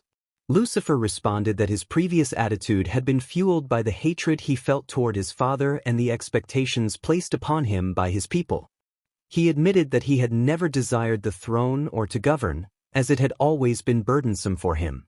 His true goal was to guide someone to take his place and reform the underworld, a task he had failed, leaving behind inept leaders and followers. However, he believed that he could redeem himself by assisting Issei. Issei was taken aback by Lucifer's unexpected demeanor. The former ruler of the underworld, known for his ruthlessness, was now addressing him with a respectful title. This revelation left Issei astonished, as he was certain that Lucifer had not used his mental control by accident. This was a magnificent turn of events for Issei. Not only had he gained a powerful ally, but Lucifer also recognized him as his master. Lucifer inquired about the next steps, to which Issei responded that he needed a moment to process the surprising revelation. Understanding Issei's need for time, Lucifer patiently waited. After a brief moment of contemplation, Issei decided that Lucifer could rest in one of the guest rooms and that he would give him his orders the following day. Lucifer acknowledged this and wished Issei a good rest.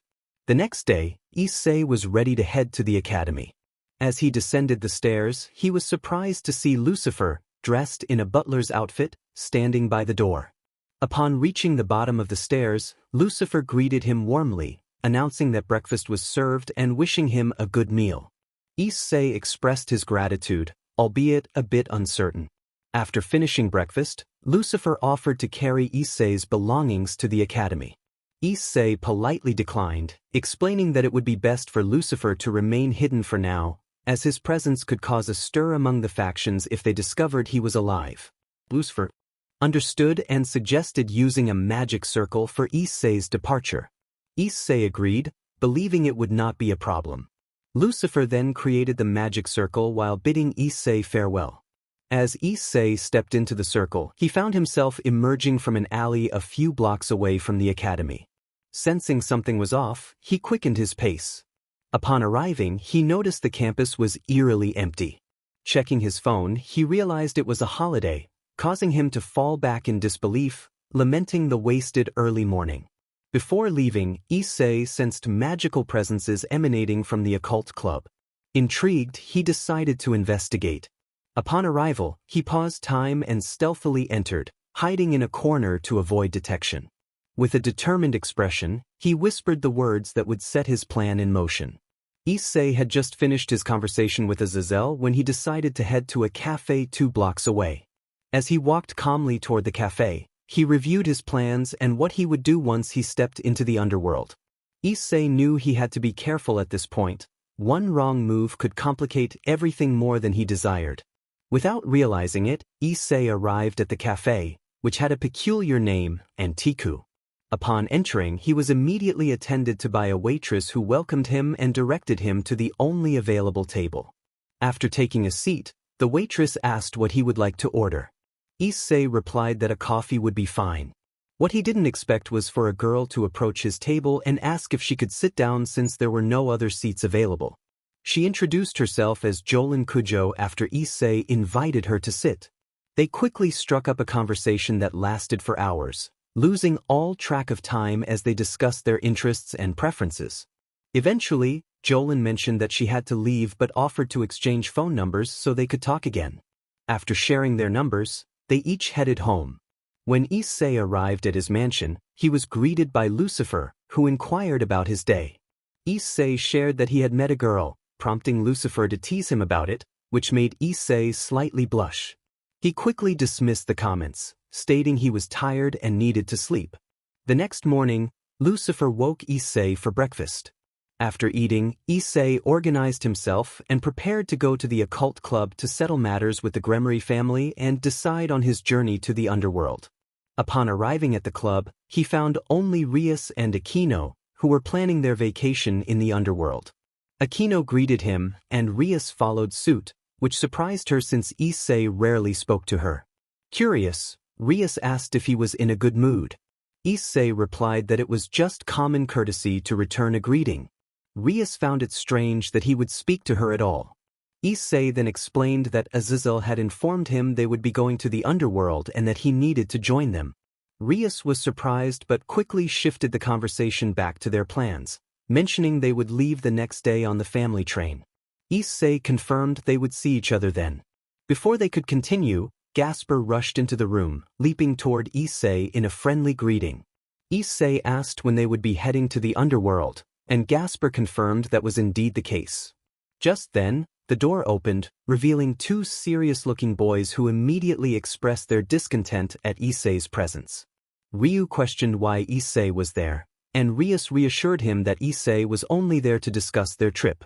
Ken warned Issei to behave himself. Issei, maintaining a serious demeanor, retorted that it was clear they were inferior to him. Ken challenged him, claiming they would show the results of their training. Issei scoffed at their efforts, stating that their training was nothing compared to Gasper's basic routines. He pointed out that despite their powerful sacred gears, their ineptitude prevented them from utilizing even a fraction of their potential. Ryu attempted to insult Issei, suggesting he was envious of their blessings as children. Issei remained silent, but Ken continued to taunt him, calling him a loser. The word crybaby echoed in Issei's mind, causing his aura to surge uncontrollably. The intensity of his presence filled the room, creating a suffocating atmosphere for everyone except Gasper.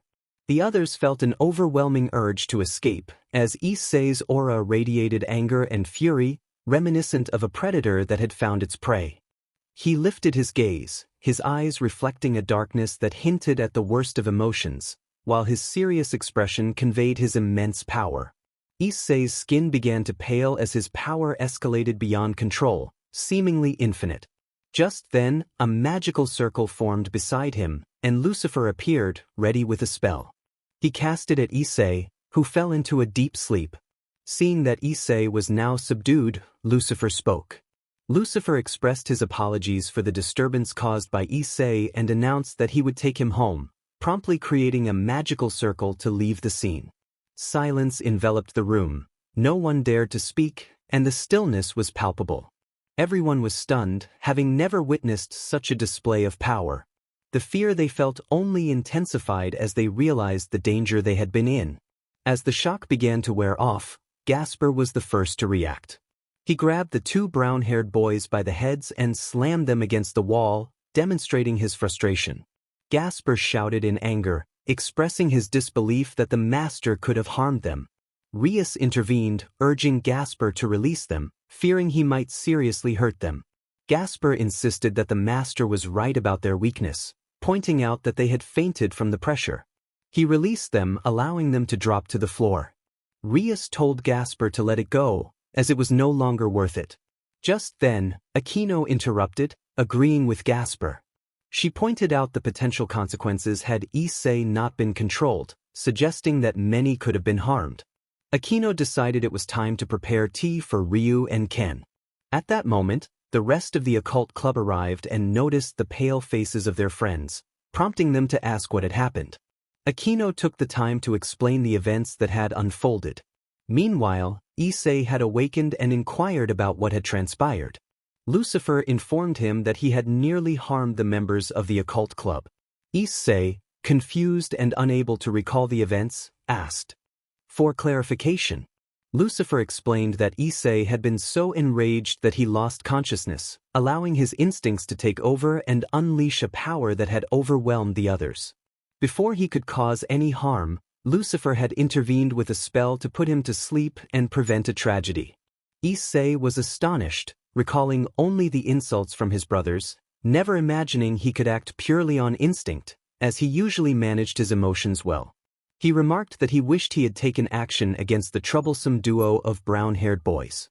Lucifer chuckled, recalling their terrified expressions. Issei admitted he would have enjoyed that moment. Lucifer then mentioned that someone had called a name he thought was Jolin, which made Issei's eyes widen in surprise. Lucifer pointed out that Issei hadn't asked him anything, wearing a smile as he spoke. Issei decided to leave, stating he needed to make a call. Lucifer acknowledged that he also had things to do. As Issei dialed a number on his phone, he waited until someone answered. He introduced himself as Issei and confirmed he was speaking with Jolin. She expressed surprise that he hadn't answered her calls earlier. Issei explained he had been busy. Jolin suggested they meet at the cafe, to which Issei agreed, curious about the reason for the meeting. Jolin mentioned they could chat as friends, and Issei confirmed he would head over. Before Issei could leave, Lucifer called out to him, teasing that he was making Jolin crazy. Issei felt his cheeks flush, acknowledging Jolin's charms but reminding himself they had only known each other for less than a week. He insisted to Lucifer that they were just friends. Upon arriving at the cafe, Issei spotted Jolin sitting and waiting for him. She wore a white dress adorned with flowers and brown sandals, her makeup accentuating her features, especially her striking lime green lips that complemented her hair. Issei felt a rush of warmth at how well she was dressed, momentarily captivated by her appearance until Jolin urged him to come sit down. Once seated, Issei asked if she had been waiting long. Jolin reassured him that she had just arrived and shifted the conversation to how his day had been. Issei replied that it was nothing out of the ordinary and inquired about her day. Jolin shared that she had been in a better mood lately, prompting Issei to jokingly wonder if it was because of him, which she denied. Curious about the purpose of their meeting, Issei pressed Jolin for answers. She revealed that she might be out of touch for a while because she was traveling with her family the next day, and she doubted there would be good phone service at their destination. Issei noted the coincidence that he was also traveling to a place with no signal. With their news shared, Issei suggested they spend the rest of the day doing something fun. Jolin proposed going to the amusement park, raising her chin thoughtfully. Issei thought it was an excellent idea and suggested they grab ice cream afterward. Jolin agreed enthusiastically, and they set off together. They spent the day at the amusement park, enjoying each other's company so much that time seemed to fly by. After their adventures, they walked hand in hand toward an ice cream shop nearby. Their cheerful aura caught the attention of a couple who approached them, commenting on how they had seen them together all day and how they admired their connection. The young man wished them well as they departed. In the aftermath of the encounter, Issei and Jolin exchanged shy glances, both feeling a little flustered. Jolin broke the silence, asking if this counted as a date. Issei, slightly puzzled, asked what she meant. They were just friends. Jolin reminded Issei to be careful not to fall in love, and he playfully suggested that she might want that. As the night grew late, Jolin decided to call a taxi from her family. Issei offered to accompany her, but she declined, saying she would manage on her own. They exchanged goodbyes, with Issei promising to take care and looking forward to seeing her in a month. Once Issei arrived home, he was greeted by Lucifer. He shared the details of his day, and Lucifer couldn't help but make jokes, which caused Issei to blush slightly. Feeling exhausted from the power he had exerted, Issei said goodbye to Lucifer and headed to bed, eager for the next day and his journey to the underworld. The next morning, Issei woke up, reflecting on the previous day's adventures. He felt it had been quite a wild day, but he knew more challenges awaited him. After packing for his trip to the underworld, which he anticipated would not be pleasant, he made his way to the train station where he was to meet the others. Before leaving, he was greeted by Lucifer, who wished him a good morning. Issei returned the greeting and mentioned that he would keep in touch, instructing Lucifer to be ready for any orders or unexpected events. Issei decided to walk to the station to enjoy some fresh air. Upon arriving, he found the Gremory and Citri groups waiting for him. He greeted everyone except for a few individuals he had issues with. He asked when the train would depart, and Sona informed him that they would be parting ways at the station, as Rias's family was taking one train while she and her group would take another. Issei expressed his surprise, and Sona questioned him about it. He retorted that he didn't remember asking her. This remark caused some members of Sona's group to frown, and one individual, Saji, stepped forward, feeling superior and confronting Issei about his tone. Issei simply stated that he was someone above everyone present. Saji reacted angrily, but Sona quickly intervened, telling him to stop. Saji apologized, and Sona remarked that they couldn't seem to coexist without conflict. Issei interrupted, expressing his disdain for the idea of coexistence, reminding Sona that he had not forgiven her or her group. He questioned whether they had ever wanted him to live when he was nothing. Sona acknowledged his feelings, admitting that she lived with the burden of their past actions and was trying to earn his forgiveness. Issei dismissed her efforts as futile, adding a jab at Saji. In a moment of impulsiveness, Saji lunged at Issei, unable to tolerate the insult to his leader. Issei, however, remained calm, a smile on his face as he prepared for the confrontation. As Saji charged, Izari, who had been watching, called out to Issei, pleading with him not to act. But it was too late. Issei delivered a powerful punch to Saji's stomach, causing him to double over in pain and fall unconscious. Sona rushed to Saji's side, accompanied by her group, calling out in concern. Saji!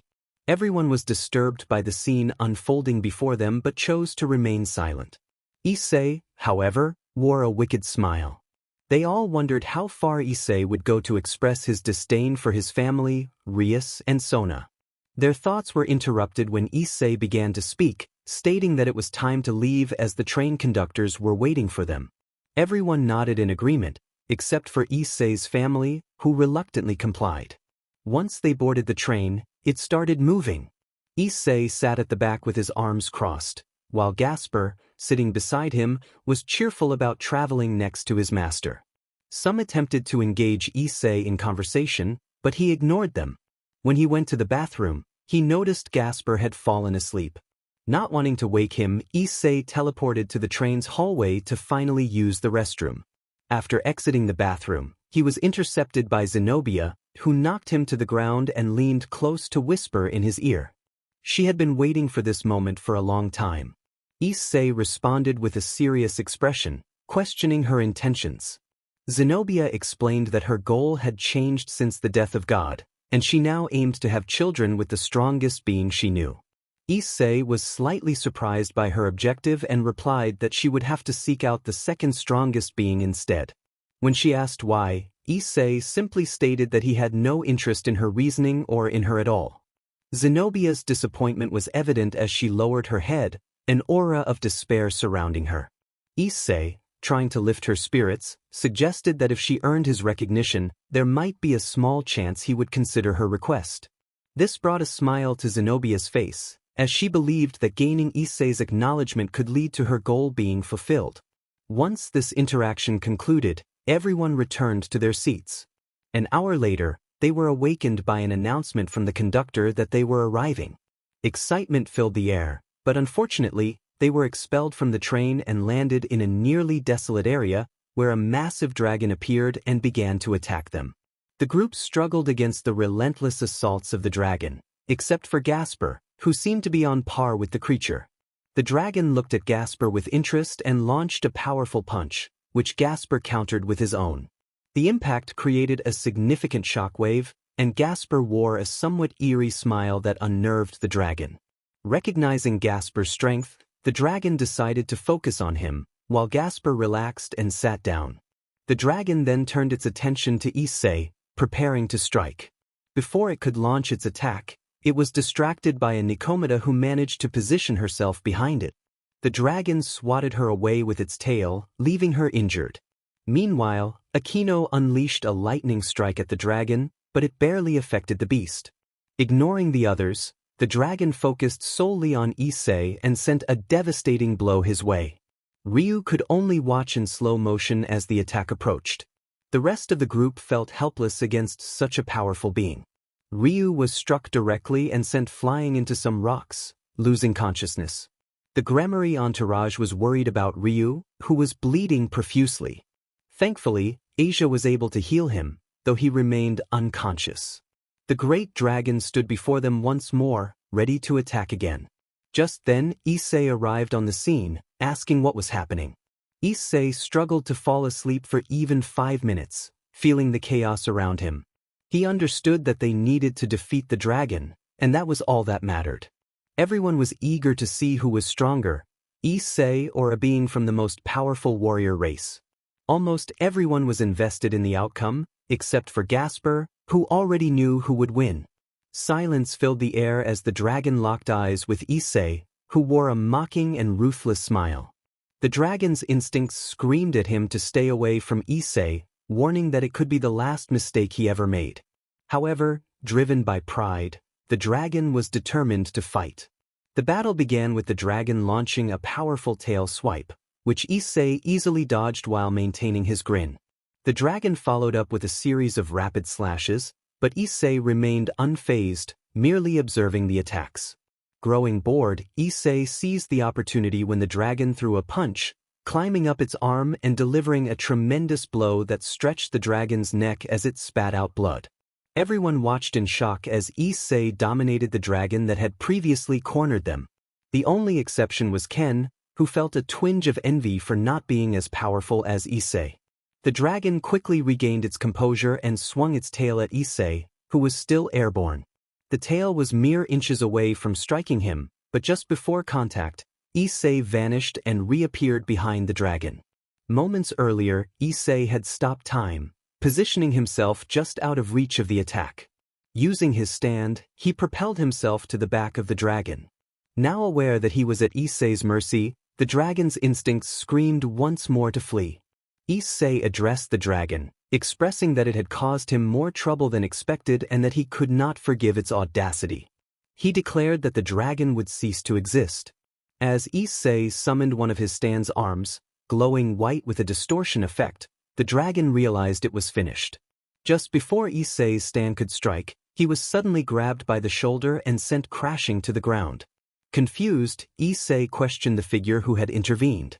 It was Azazel, who had come to save the dragon. He remarked that Issei had gone too far. The dragon, Tannen, insisted that he had everything under control. Azazel countered that it was a close call, as Tannen had nearly been defeated. Before their conversation could continue, Rias interrupted, asking for clarification about the situation. Azazel explained that the confrontation had been planned to gauge their strengths and future training, highlighting how weak they were compared to other supernatural beings. Tannen added that if Issei hadn't been there, they would all be dead. He then turned to Issei, asking for his name. Issei introduced himself and complimented Tannen on the fight. Tannen acknowledged Issei's strength, noting that it had been a long time since he had faced such a challenge and suggested they should have a rematch someday. Issei agreed wholeheartedly. Tannen then shifted the topic, telling Azazel that the young one still had much to learn, particularly Issei, who showed the least signs of strength despite possessing immense power. Azazel confirmed that they were aware of this. Time passed, and everyone was informed about their upcoming month in the underworld and the training they would undergo.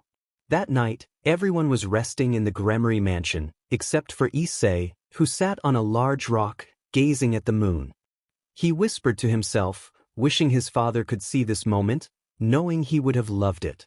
It was time to confront those responsible for turning Issei's life into a mess. He hoped that wherever they were, they would see this. Issei finished with a wicked smile and opened a portal to the entrance of the Gremory mansion. The guards, upon seeing Issei, immediately reacted and charged at him to take him down. However, Issei merely glanced at them with a serious expression. The guards froze in fear at his gaze, but one mustered the courage to speak. The guard informed Issei that he could not enter without permission, as it was private property. Issei, upon hearing this, turned to face him and asked if something was wrong. The guard reiterated that he needed to show evidence of his authorization. Issei, understanding the situation, decided to comply and opened a portal, reaching in to pull someone out. The guards were taken aback and quickly knelt in respect, welcoming the figure who emerged. It was none other than Surzex, who was surprised by his surroundings. As he turned his head, he realized that Issei was the one who had brought him there, prompting him to ask what was happening. The guard explained that Issei had entered unexpectedly and had pulled Surzex from the portal. Issei added that who better to grant him access than the ruler of the underworld himself. Surzex acknowledged that it should not have been a problem, as they had been given invitation letters, which Issei admitted he had discarded, not thinking they would be important once inside the underworld. The guards exchanged nervous glances, sweating at the scene unfolding before them. Surzex mentioned that he had to leave to attend to paperwork, but Issei interrupted, stating that there was another matter he needed to discuss with him and his family regarding Rias. Surzex expressed his regret but insisted he was too busy with backlogged work. Issei, however, remarked that he would have loved to help with the paperwork but believed it was no longer possible. Upon hearing the phrase, "help with paperwork for a month," Surzex perked up, his ears standing tall and his eyes shining with interest. He informed Issei that he was in luck, as he was about to speak with his parents after dinner. Issei couldn't believe his fortune and was eager to begin. Surzex prepared to cast a magic circle, but Issei dismissed the notion, reminding him that he had already transported them there using his unconventional methods. Issei opened a portal and stepped through, followed by Surzex, who found himself in his office. Surzex commented on Issei's unconventional methods, to which Issei replied that it was obvious. Once they were settled, Surzex adopted a serious expression and suggested they get straight to the point. Issei appreciated this straightforwardness but outlined that they would first discuss the issues concerning Rias and her friend, Sona, and then share their perspectives over dinner at the Gremory residence. Surzex raised an eyebrow, curious about what Rias had done to warrant such a significant proposal from Issei. He agreed to hear every detail of the events if Issei wanted things to go according to both their perspectives. Issei began recounting his story, describing a once happy child who lived a healthy and joyful life, only to have that happiness shattered. He shared the hardships he endured during his childhood, detailing the physical and psychological torment he faced. Surzex listened intently, realizing the depth of Issei's suffering and understanding that he could no longer doubt him. Issei's sincerity was evident, and Surzex felt compelled to acknowledge Issei's pain. He expressed that mere words of apology would not suffice for the wrongs Issei had faced. In the name of his house and himself, he offered a heartfelt apology for the disrespect and selfishness that reflected the worst aspects of their kind. This apology brought a smile to Issei's face, as it was the acknowledgement he had long awaited. Issei remarked that Surzex was not as bad or egocentric as he had expected for someone with the title of Mao. He was the opposite of what one would expect from demons. Surzex thanked Issei but reminded him that they still needed to address the other terms of their agreement, including the appropriate punishment for his sister and Sona, who had broken an important rule of their realm. He assured Issei that their punishment would not be severe. Issei acknowledged this but insisted that he would also impose charges against the Hyodou siblings. Surzex agreed that this would be the fairest course of action. Before proceeding, Issei offered to assist with the paperwork, prompting Surzex to confirm if he was sure about his decision. After all, there is paperwork here for a year. Issei assured Surzex that it was no problem. Surzex pointed to a towering stack of papers, explaining that it was everything he had pending at the moment. Issei approached the pile, touched it and smiled, confident that it would be manageable. The stack began to glow for a few seconds before the light faded, and Issei stepped back.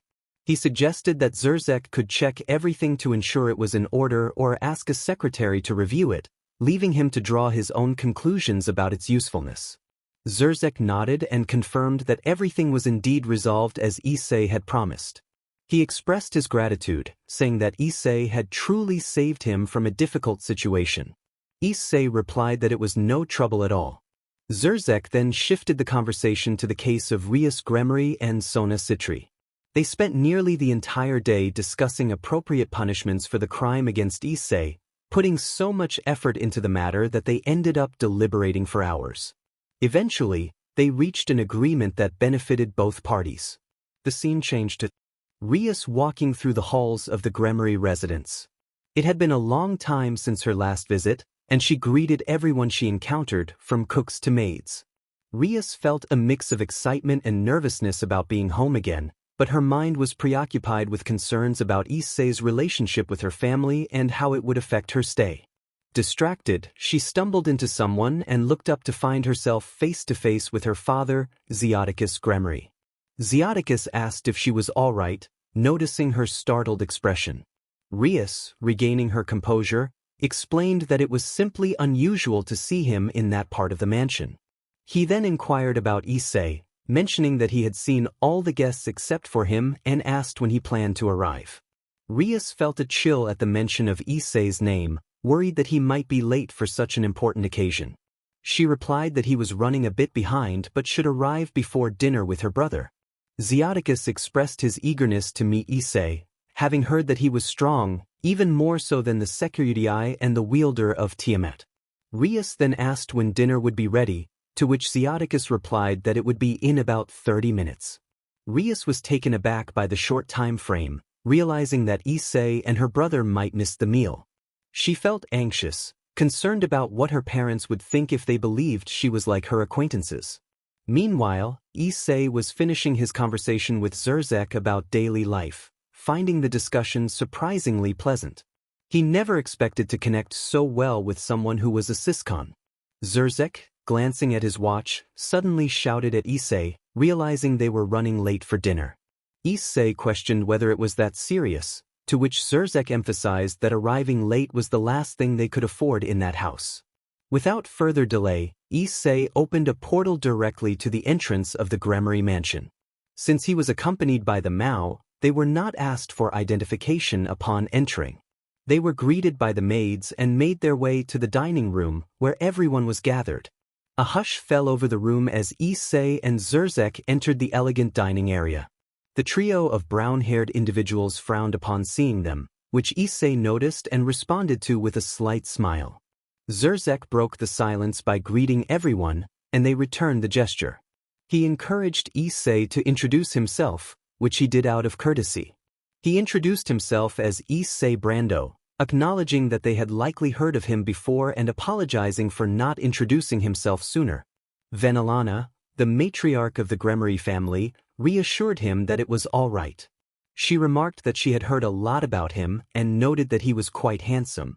However, Hyodou interrupted, clearly displeased with Venelana's comment, insisting that they should stop chatting before the food got cold and suggesting that she let the young man rest.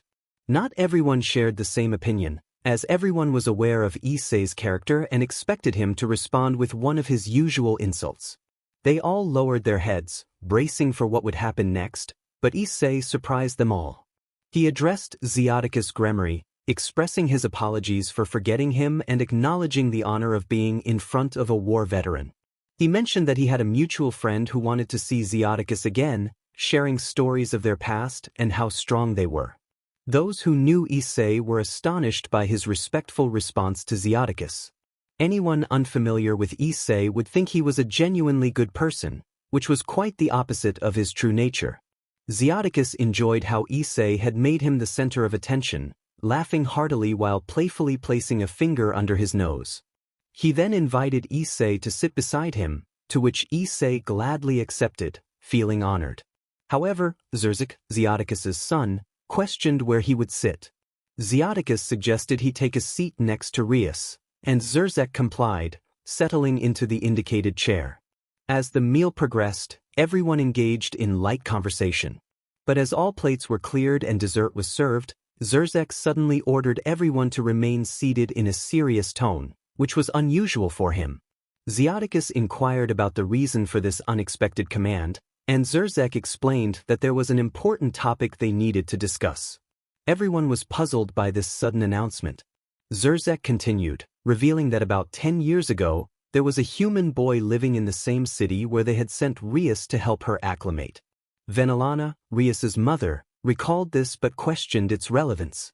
Zerzek clarified that Rius had violated a sacred rule that had been respected since the time of Lucifer's reign. This revelation shocked everyone present, especially those involved, as Rius felt her secret was about to be exposed. Ryu, Ken, and Izari knew what was coming and exchanged worried glances with Issei, who met their gaze with a knowing smile that confirmed their fears. Rius could only whisper a desperate plea for it not to be true, while Issei relished the moment, enjoying their discomfort. Zerzek resumed his discussion, undeterred by the incredulous looks from his parents. He explained that when he first learned of Rius's actions, he could hardly believe it, but as the leader of the underworld he sought equality for all. If that meant punishing his own sister, he would do what was necessary. Zeoticus acknowledged this but questioned what law Rius had broken as a child, finding it hard to believe. Zerzek assured him he would explain, stating that Rius had physically and psychologically harmed a human. The room fell silent, with everyone taken aback, except for Rius's close friends who were already aware of the situation. Venelana, fearing the truth of her daughter's actions, asked Rius if it was true, her eyes brimming with tears. Zeoticus echoed her concern, seeking reassurance from Rius. For the first time, Rius was prepared to accept her wrongdoing, lowering her gaze and nodding, her teeth clenched. Seeing her response, Zeoticus abruptly stood up, gripping Rius's shoulders and shaking her. He expressed his disbelief and anger at her actions, demanding to know how she could have done something so foolish. Rius stammered that she hadn't thought it was that serious.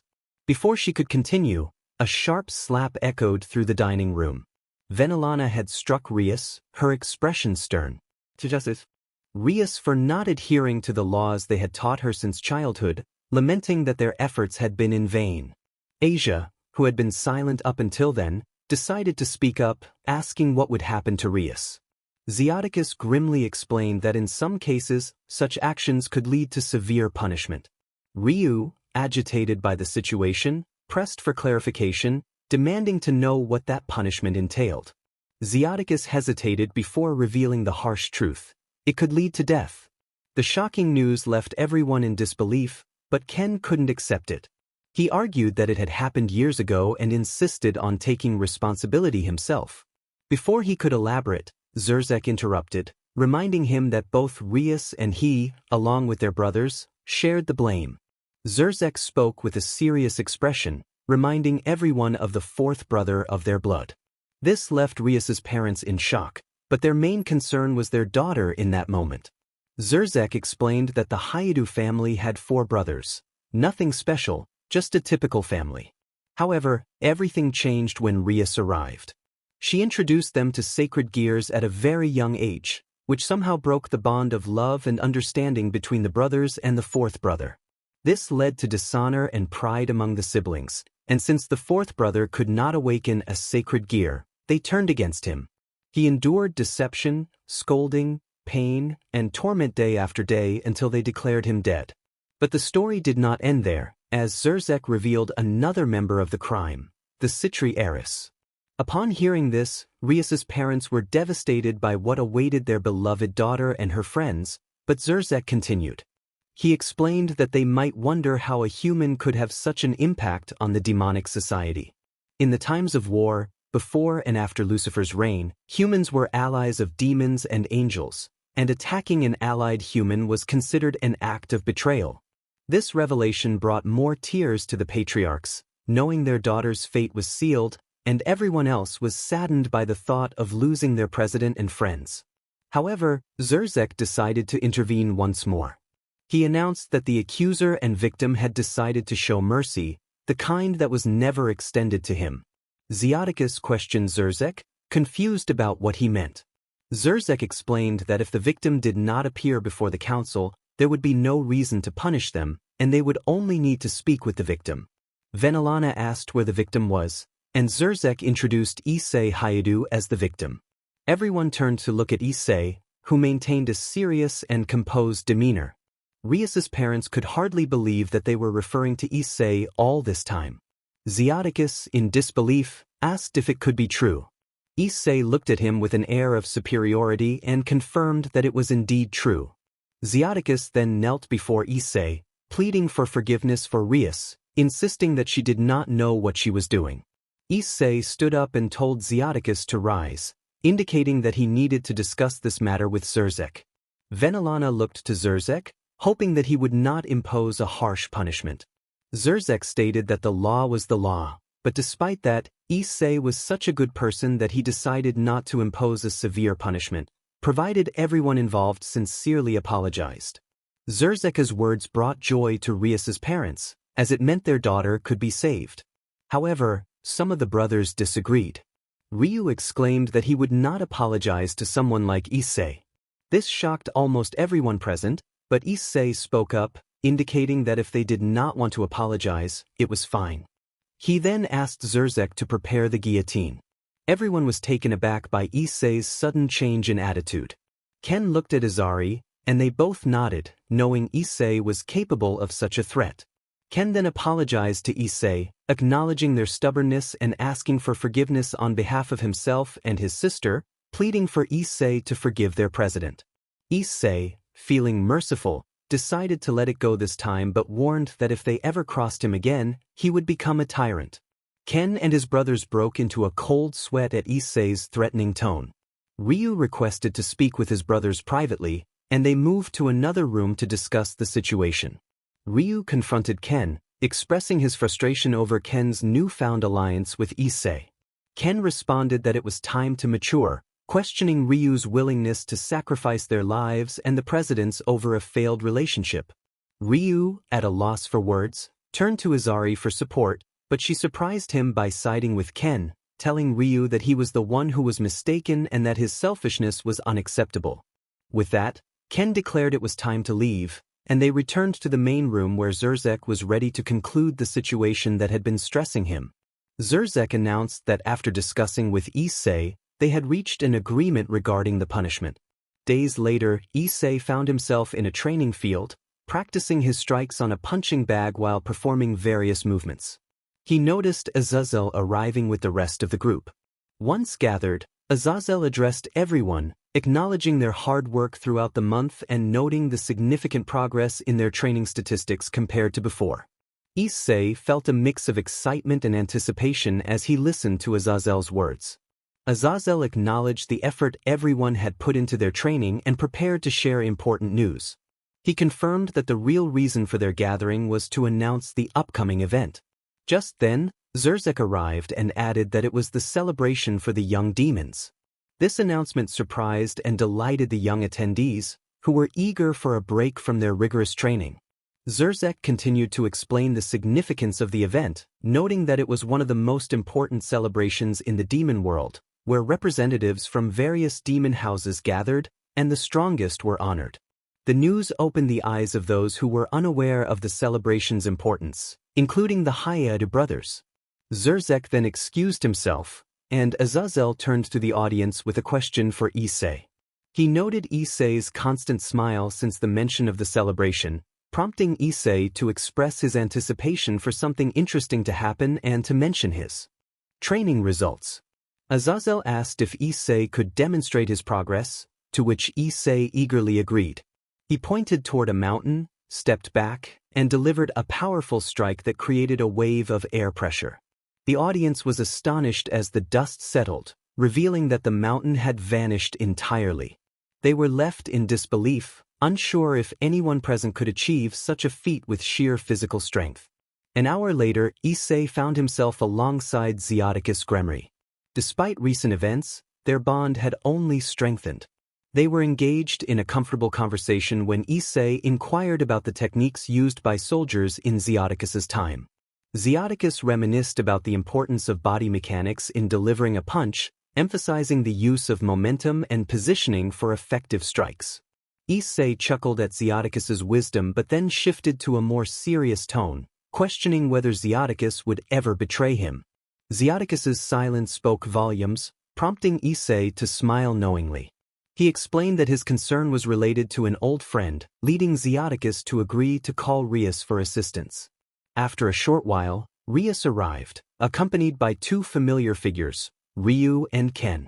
Issei welcomed Rias to sit beside him but expressed his discontent at the presence of Ken and Ryu. Ken ignored the comment, But Ryu took offense, insisting that it was none of Issei's business. Rias, maintaining a serious demeanor, reminded them that their actions were not appropriate, regardless of her company. Issei, ever the provocateur, teased Ryu about his feelings for Rias, which only fueled Ryu's anger. Ryu confronted Issei, expressing his frustration with his behavior. Just as Ryu seemed ready to act on his anger, Rias intervened, reminding him of the rules they needed to follow. Ryu realized the implications of the words spoken and calmed down. Rias reminded him that Issei often spoke provocatively, and it was usually just talk. This caused Issei to raise an eyebrow and respond in a teasing manner. He then gestured for Rias to sit, and she unexpectedly settled on his lap, leaving Ryu perplexed and a bit jealous. Issei praised Rias for her choice, which made her blush as she had never sat on a boy's lap before. However, the situation escalated when Issei playfully nibbled on Rias's ear, prompting a small sound of surprise from her.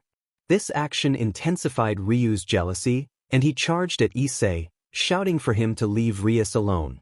Just as Ryu was about to reach Issei, he smiled and snapped his fingers. In an instant, Ryu found himself on the ground, subdued by Ken, which shocked him. Ryu demanded to know what Ken was doing, questioning if he was siding with Issei. Ken explained that they needed to adapt to the rules if they wanted to survive, and he asked Ryu why he insisted on attacking everyone. Hearing this, Ryu's expression shifted to one of sadness, and he requested to be released, the weight of Ken's words echoing in his mind. He stood up, head bowed. At that moment, Xiodicus interjected, stating that they had strayed from the topic. He had called Rias to ask for her meeting camera, but things had spiraled out of control.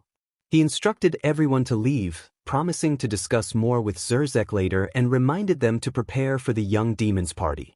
Issei then recalled the party, expressing his reluctance to attend since he wasn't a demon. Xiodicus reassured him that he would ensure Issei could go without issues. With that, everyone departed to don their finest attire. Later that night, the underworld sky sparkled with lights reflecting from the party venue, showcasing a grand spectacle as many well-dressed guests arrived. Familiar faces mingled with newcomers, with some dancing, others enjoying drinks, and laughter filling the air. Our group arrived, each member dressed to impress, except for two. After about half an hour, the missing pair made a stunning entrance, capturing everyone's attention. Gasper and Issei appeared elegantly dressed, with Issei adjusting Gasper's hair. The rest of the occult club soon joined them, showering compliments on their outfits. As the festivities continued, guests enjoyed themselves, with entertaining performances from a demon named Serorg. Issei complimented Serorg on his impressive physique, and they engaged in a friendly conversation about training routines, forming a good rapport. Feeling that something intriguing was about to happen, Issei stepped outside for some fresh air and sensed he was being watched. He called out, acknowledging the presence of someone hidden. A cloaked figure emerged from the shadows, and Issei expressed surprise at their arrival, asking what they were doing there. The figure removed their hood, revealing a familiar face that left Issei momentarily speechless. He stammered, questioning what Jolin was doing there. Jolin, equally surprised, retorted that she could ask him the same thing. As Issei regained his composure, he began to analyze the situation, being cautious with his words. He suspected that Jolin's appearance might be an illusion. He asked her directly if she was truly Jolin, to which she affirmed her reality and pointed out that his presence indicated her journey had led her to this moment. Issei realized she was correct, and as he pondered the reasons for her being there, he suddenly connected the dots. He expressed his surprise at discovering her connection to a terrorist group, which shocked Jolin. She demanded to know how he had come to that conclusion, her mind racing with thoughts about whether Issei possessed some special ability that had given him a clue. She dismissed the idea, knowing that the only person with such a skill was her grandfather. Hostility enveloped Jolin, and Issei sensed it. He responded with his typical confident smile, but Jolin was aware that Issei was studying her. She wasn't foolish, so she decided to stop overthinking whether Issei's special ability involved mind reading. Taking a deep breath, she opened her eyes again and gave Issei an intimidating glare, conveying her message clearly. Jolin expressed her frustration, stating that Issei was being a significant annoyance at that moment and that she would have to silence him. Time resumed its course, and Rias was seen at her desk, accompanied by her entourage, discussing matters with Sona and the rest of her group. Sona expressed her concern about Issei, noting his newfound power and lack of mercy. Issei, overhearing this, raised an eyebrow but chose to remain silent and listen to Rias's response. Rias acknowledged Sona's concerns but explained that they couldn't take action, as Issei was not aligned with any faction, to her knowledge. Just then, Gasper interrupted, stating that he had information that contradicted Rias. This revelation left Rias puzzled, prompting her to ask Gasper for clarification. He informed her that the master had mentioned that if Issei were to side with anyone, it would be the vampires. This shocked everyone present, as they never imagined Issei would ally with a faction outside the alliance. Rias, however, dismissed the idea, insisting it was impossible and that even if it were true, she would inform her brother, believing Issei would not dare challenge a high-ranking member of the underworld. At that moment, Issei decided to reveal himself, laughing as he did so. He remarked that the idea of fearing Rias's brother was the best joke he had heard in years, urging her not to believe it herself. Everyone jumped in surprise at Issei's sudden appearance, except for Gasper, who had witnessed him during the time stop. A visibly flustered Sona asked Issei how long he had been there. Issei replied that he had been listening since they started talking about him and greeted Gasper, who confirmed he was doing well. Issei then declared that he feared neither Rias's brother nor any of the other Maos, as he had someone of much higher rank on his side. Just as he was about to leave, he was stopped by his brother Ken, who asked how he had become so strong in such a short time. Issei, slightly confused, responded that he wouldn't reveal his secrets before heading home. 3 months passed, during which everyone had been training some to surpass Issei and reclaim their pride, while others simply wanted to grow stronger. Issei was in class, bored as usual, while submitting an exam before the vacation. The teacher asked if he was sure about turning in the exam, noting that there would be no retakes. Issei confidently stated that he was certain he would get the highest score. The teacher suggested a quick review, but Issei declined, eager to leave. As he made his way home, he was intercepted by Azazel, who greeted him and invited him to a faction meeting, instructing him to stay alert for messages from the Gremry group, as they would take him to the underworld for the gathering. Issei agreed to attend. Suddenly, a stand appeared, surprising Issei. He had never encountered another stand user before, and he was determined to uncover the mystery later. For now, he needed to focus on the immediate threat, dodging a punch aimed at him. Jolin, the stand user, was astonished that Issei had managed to evade her attack, as only stand users could see each other's stands. She chose to remain silent and observe the battle, believing that the unfolding events would confirm her suspicions. Issei, impressed by Jolin's abilities, remarked on her surprising nature and the irony of her attacking him despite their friendship. Jolin, unfazed, insisted that he posed a risk to her objective and that he needed to defend himself without further delay. In response, Issei flashed one of his trademark confident and mischievous smiles, ready to engage in the fight. Issei acknowledged that, although he considered the situation unnecessary, Jolin was right.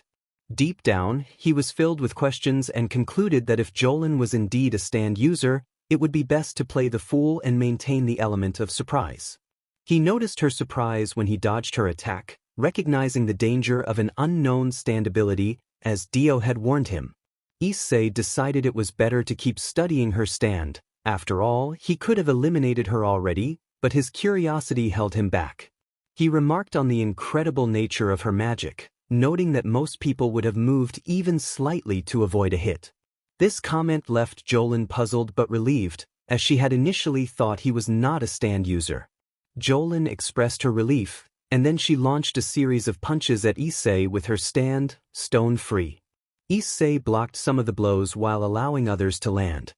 He was caught off guard by the strength of her stand and was sent flying into a nearby tree.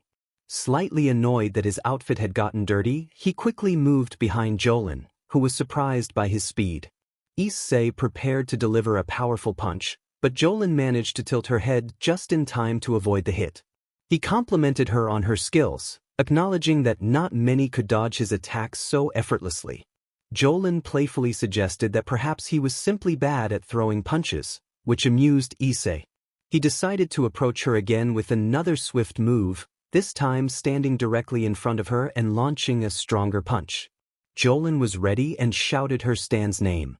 At that moment, numerous threads appeared, ensnaring Issei and leaving him trapped under Jolin's watchful gaze.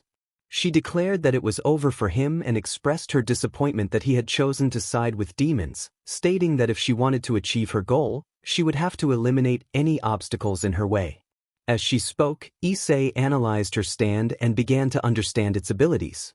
He noticed that as the threads tightened, parts of Jolin's body transformed into thin strands, prompting him to calculate a limit. After listening to Jolin's speech, Issei smiled wider than before. What he said next surprised her. He questioned who had said he was on the side of demons, leaving Jolin bewildered as she no longer recognized him. However, something triggered her danger sense, and she became alert. She felt that if she didn't finish Issei off right then, she would regret it, and she was determined to end him. Jolin apologized, stating that she had made her decision and commanded her stand to finish him. The stand prepared to deliver a powerful punch, and Issei, still smiling, shouted back that she would have to wait. With a sudden shout of Hyodou, everything around them froze. Issei looked at Jolin with a mix of mockery and curiosity, wondering how she could be involved in the supernatural without him detecting it. He realized that she had been holding back against him, indicating she had no intention of killing him after all. At that moment, Issei sensed other energies nearby. Recognizing who they were, he smiled and decided not to waste any more time. Even with time frozen, he knocked Jolin out and carried her away as if she were a sack of potatoes. In another scene, two Nicomedes were seen alongside Biko, the descendant of Sun Wukong, Rias and Ryu. Kaneko, the albino Nicomeda, appeared very sad, feeling responsible for the conflict at hand. About 10 minutes earlier, Ryu, Rias, and Kaneko had been gathered in the party room when Kaneko suddenly went on high alert. Ryu noticed her distress and asked what was wrong, but instead of answering, Kaneko hurriedly left the room, clearly troubled. Ryu and Rias, concerned for their friend, followed her. They entered the forest and found Kaneko confronted by another Nicomeda, who was the opposite of her, tall, well-endowed, and with black fur instead of white. Rias looked at the newcomer with a mix of fear and hatred, while Ryu, confused, asked who she was.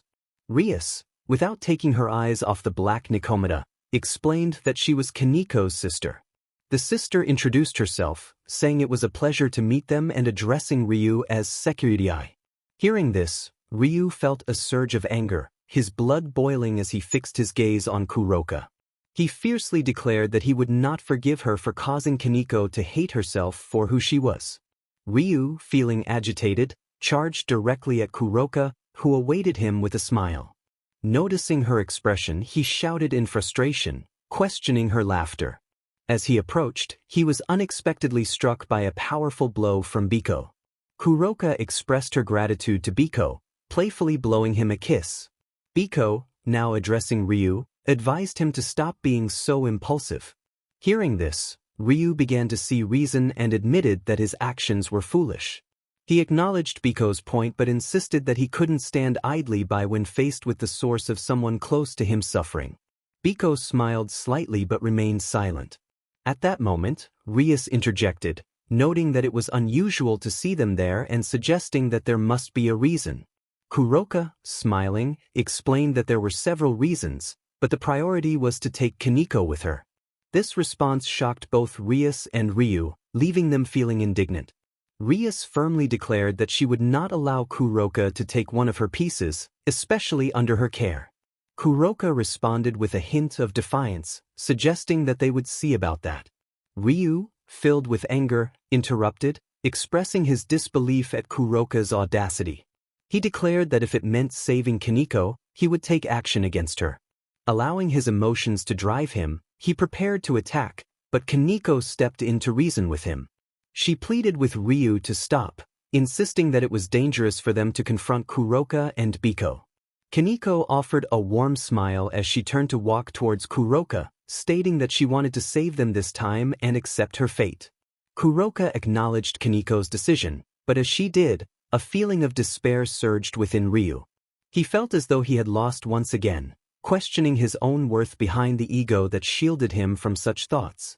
The sense of defeat grew stronger, and he realized he didn't want to lose Kaneko, his dear friend, or fail his president.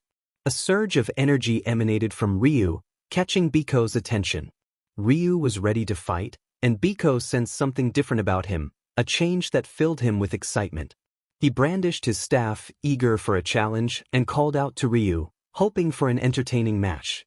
As Biko struck the ground with his staff, Rias quickly dodged and unleashed a destructive bolt towards Kuroka, who easily deflected it while pulling Kaneko along with her. Meanwhile, Ryu struggled against Biko, unable to land a hit as Biko toyed with him like a child. As Ryu's frustration grew, so did his strength. Biko became increasingly exhilarated, noticing Ryu's escalating power. Ryu threw punches, and as Biko found it harder to evade, Ryu finally managed to land a hook. Though it barely affected Biko, it was a significant moment for Ryu. He realized he had struck him, but it wasn't enough. At that moment, Drake made his presence known, informing Ryu that he had grown stronger and was now capable of achieving the balance breaker. This announcement filled Ryu with excitement, as he felt he had accomplished something significant. Ryu had succeeded. His balance breaker was on full display, with dragon wings shining brightly in the night sky. In this state, Ryu was faster and more confident. With a burst of speed, he positioned himself in front of Kuroka, ready to threaten her with a fist.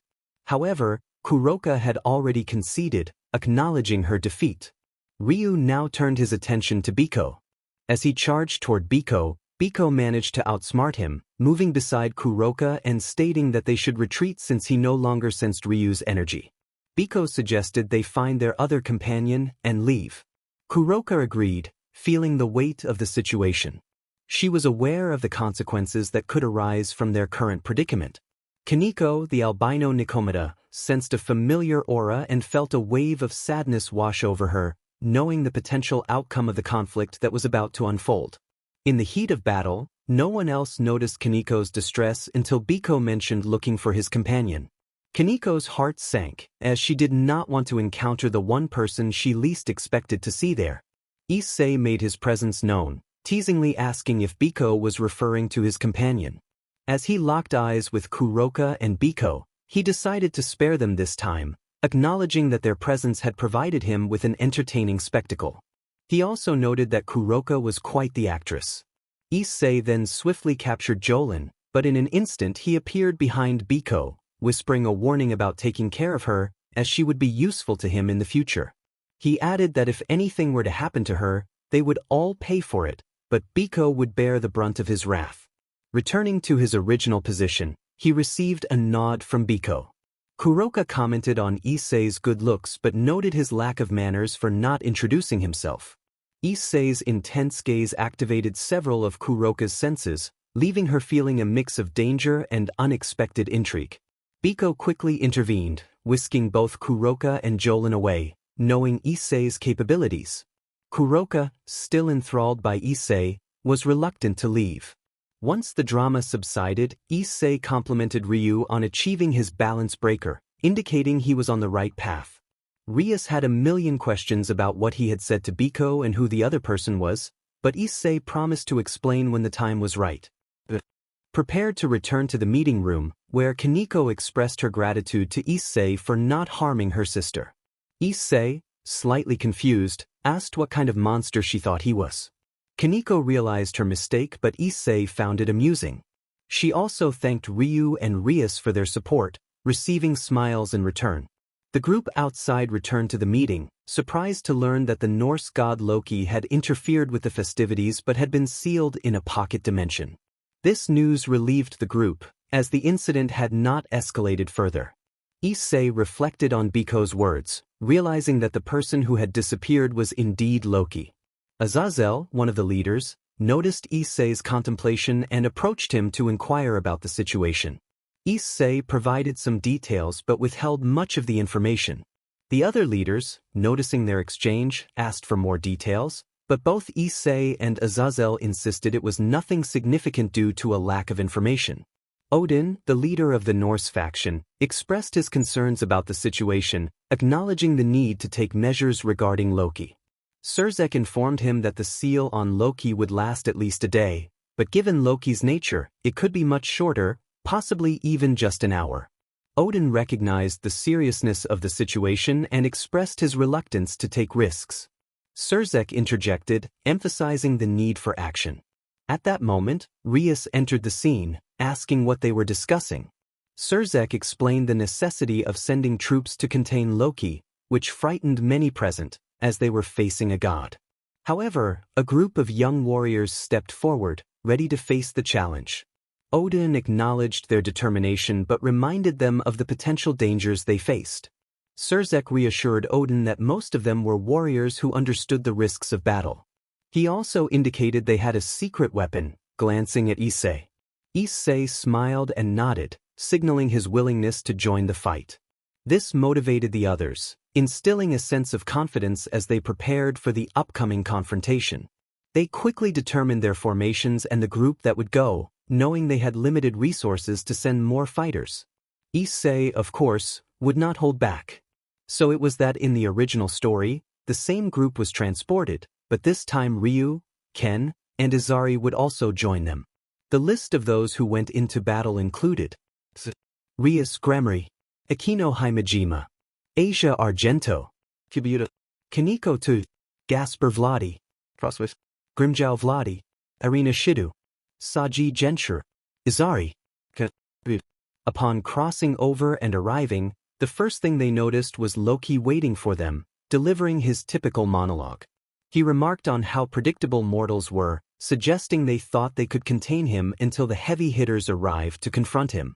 He dismissed their efforts, stating that he would not allow it. Most of the group felt a wave of fear and anxiety, unsure of what to say. However, Ken stepped forward, piquing Issei's curiosity, who merely raised an eyebrow. Ken asserted that Loki was mistaken, expressing his certainty that they would stop him as he summoned his sword. Loki, smiling, did not respond but instead extended his arm, unleashing bolts of energy that created a massive explosion. As the dust settled, the group was horrified to find themselves facing the legendary children of Loki. With a flourish, Loki declared that the show would begin. The battle commenced, and everyone defended themselves as best they could, following the course of events as in the original story up to a certain point. Everyone had managed to hold off the battle up to that point, but they were beginning to tire, and it was taking its toll. As they watched the monsters rise time and again, despair began to settle in. However, a surprising thought crossed their minds. They had not seen Issei since the battle began. Ryu expressed his frustration, wondering where Issei was and suspecting he had fled. No one could believe that Issei would run away, but Loki overheard Ryu and approached him with a malicious look, commenting on their overconfidence in victory. He chuckled lightly, which irritated Ryu. Suddenly, someone whispered from behind Loki, questioning who had said they fled. This startled Loki, causing him to jump forward to gain distance. He turned to confront the source of the voice but found no one there. Just as he was about to dismiss the moment, he heard the voice again, asking if he was all right. Slowly turning around, he was met with a direct punch to the face that sent him flying several meters, crashing into a rock. Loki, annoyed and agitated, regained his composure and faced Issei, who was smiling confidently. Loki accused Issei of cowardice for striking a deity, but he quickly calmed himself, adopting a fighting stance and asserting that it wouldn't happen again. Issei, equally confident, remarked that he had analyzed Loki and noted that he didn't seem to excel in hand-to-hand combat, advising him not to let him get too close. Loki acknowledged Issei's observation but warned him not to underestimate a god. In an instant, both charged at each other, initiating their fight. Loki executed a swift move that caught Issei off guard, delivering a fierce kick that sent him back several meters. Issei quickly recovered and attempted to retaliate, but Loki dodged his kick. Loki then threw a right hook that Issei narrowly avoided, lowering his center of gravity to deliver upward strikes to Loki. Loki retreated several meters, acknowledging Issei's skill but asserting that he was not on his level. He then launched a powerful punch to Issei's face, leaving him momentarily stunned. Loki seized the opportunity to unleash a flurry of blows, but Issei struggled to respond effectively, retreating a few steps as they exchanged strikes. Everyone watched intently, the pace of the battle quickening. Even Loki's children paused their own fights to witness the spectacle, while the leaders observed through a crystal ball. Odin was surprised and remarked that this was the ace up their sleeve, noting Issei's strength but hesitating to finish his thought, piquing the curiosity of those around him. When he finally spoke again, he grimly stated that if this was all Issei had, he was doomed, as Loki had not yet revealed half of his power. This revelation shocked everyone, considering Issei was the one trading blows with Loki.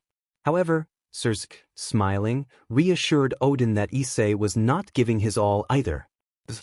Surprised Odin into silence as he returned his focus to the fight. Back in the battle, Issei was exhilarated by the blows he received, while Loki was equally thrilled. Surprisingly, a good fight could set aside the ego of anyone, even a god. Issei managed to unbalance Loki and landed a solid hit, which Loki absorbed but quickly retaliated, leaving Issei momentarily stunned. Both fighters stepped back to gather momentum, each preparing to deliver their best punch simultaneously. As they struck, both were pushed back slightly, and Loki acknowledged Issei's surprising ability to stand up to a god in a fistfight, expressing his enjoyment despite the annoyance. Issei shot back that if this was all Loki had, it was embarrassing for him to call himself a god, successfully provoking Loki. Loki, while acknowledging Issei's fighting skills, insisted that he had not yet revealed his full power and that it was time to end the fight. Both warriors approached each other, then suddenly sprinted forward to unleash their strongest blows, only to be interrupted by the looming shadow of a giant hammer descending toward them. They quickly dodged, and Loki, recognizing the hammer, erupted in fury, questioning if there was a conspiracy against him. Issei, curious about Loki's hesitation, asked if he didn't want to continue their fight. Loki explained that it was not possible at that moment due to the hammer's presence. Issei, unfazed, declared that he saw no problem with it, grinning as he grabbed the hammer and tossed it far away. Everyone was stunned and fearful of Issei's bold move, including Loki, who also smiled, pondering who this remarkable individual was. While everyone was in shock, Izari signaled to his brothers, having predicted Issei's actions. Before the battle could resume, Ryu arrived, declaring that they knew Issei would do something like that but that he was not the only clever one present. Behind Loki, a teleportation circle appeared, and Ken emerged with the hammer, leading everyone to believe the battle was won. However, Ryu glanced at Issei, horrified as he smiled wickedly and warned him that he shouldn't have done that, pointing at Loki. Ryu watched in slow motion, realizing that instead of terror on Loki's face, he saw something entirely different. The smile? In that moment, Ryu could only shout for Ken to stop, but it was too late. Just as Ken was about to strike Loki with the hammer, something happened that left everyone frozen in shock. Ken had been bitten by Loki's son, and Izari was so stunned that she couldn't move, paralyzed by the scene unfolding before her. Ryu rushed to Ken's side, calling out his name desperately. He urged Ken to get up, insisting that he was strong and that nothing could take him down. Tears streamed down Ryu's face as he pleaded for his brother to rise. Loki, observing the chaos, remarked on the wasted opportunity, mocking the situation. He found amusement in the fact that they had meddled in matters that did not concern them. Issei watched with anticipation, hoping to see Ryu unleash his hidden power. However, as time passed without any surge of energy, disappointment washed over him. Meanwhile, Ryu was frantically trying to revive Ken, but nothing seemed to work. Then he remembered that Issei had healing abilities, and in desperation he sought help. Ryu pleaded with Issei, begging him to perform one of his miracles and save Ken, promising to do anything, even give his life, in exchange for Ken's recovery. His tears fell freely as he looked up at Issei. Issei regarded Ryu and Ken with disdain before a wicked smile spread across his face. He refused Ryu's plea, laughing mockingly as he relished the moment. He taunted Ryu, finding it amusing to see him begging for help, crawling at his feet in desperation. Issei reveled in the entertainment of watching Ryu struggle to save his brother, declaring how pathetic Ryu was for offering up his pride and future in such a way. These words echoed in Ryu's mind, leaving him unable to respond, shattering his resolve. Everyone present could see the toll it took on him. Loki, observing the scene, wondered about Issei's level of cruelty and why he wouldn't help. Were they not allies? Yet, he couldn't deny the satisfaction it brought him, joining in the manic laughter with Issei as they looked down on Ryu. The story began with a sense of anticipation hanging in the air. The characters were on the brink of an adventure that would test their limits and forge unbreakable bonds. Each moment was filled with excitement and uncertainty as they faced challenges that would shape their destinies. As they journeyed through the vast landscapes, the group encountered formidable foes. The battles were intense, with each clash echoing the determination in their hearts. They fought valiantly, their movements fluid and precise, showcasing their skills and teamwork. The tension was palpable and the stakes were high, but they pressed on, driven by their shared goals and unwavering resolve. Throughout their quest, the characters experienced moments of camaraderie and reflection. They shared stories of their pasts, revealing their hopes and fears, which deepened their connections. Each character brought their unique strengths to the group, and together, they faced the trials ahead with courage and resilience. As they approached the climax of their journey, the atmosphere grew charged with energy. The final confrontation loomed, and the characters steeled themselves for what was to come. They knew that this battle would define them, and they were ready to fight for their dreams and each other. In the end, their journey was not just about overcoming obstacles but also about discovering the true meaning of friendship and sacrifice.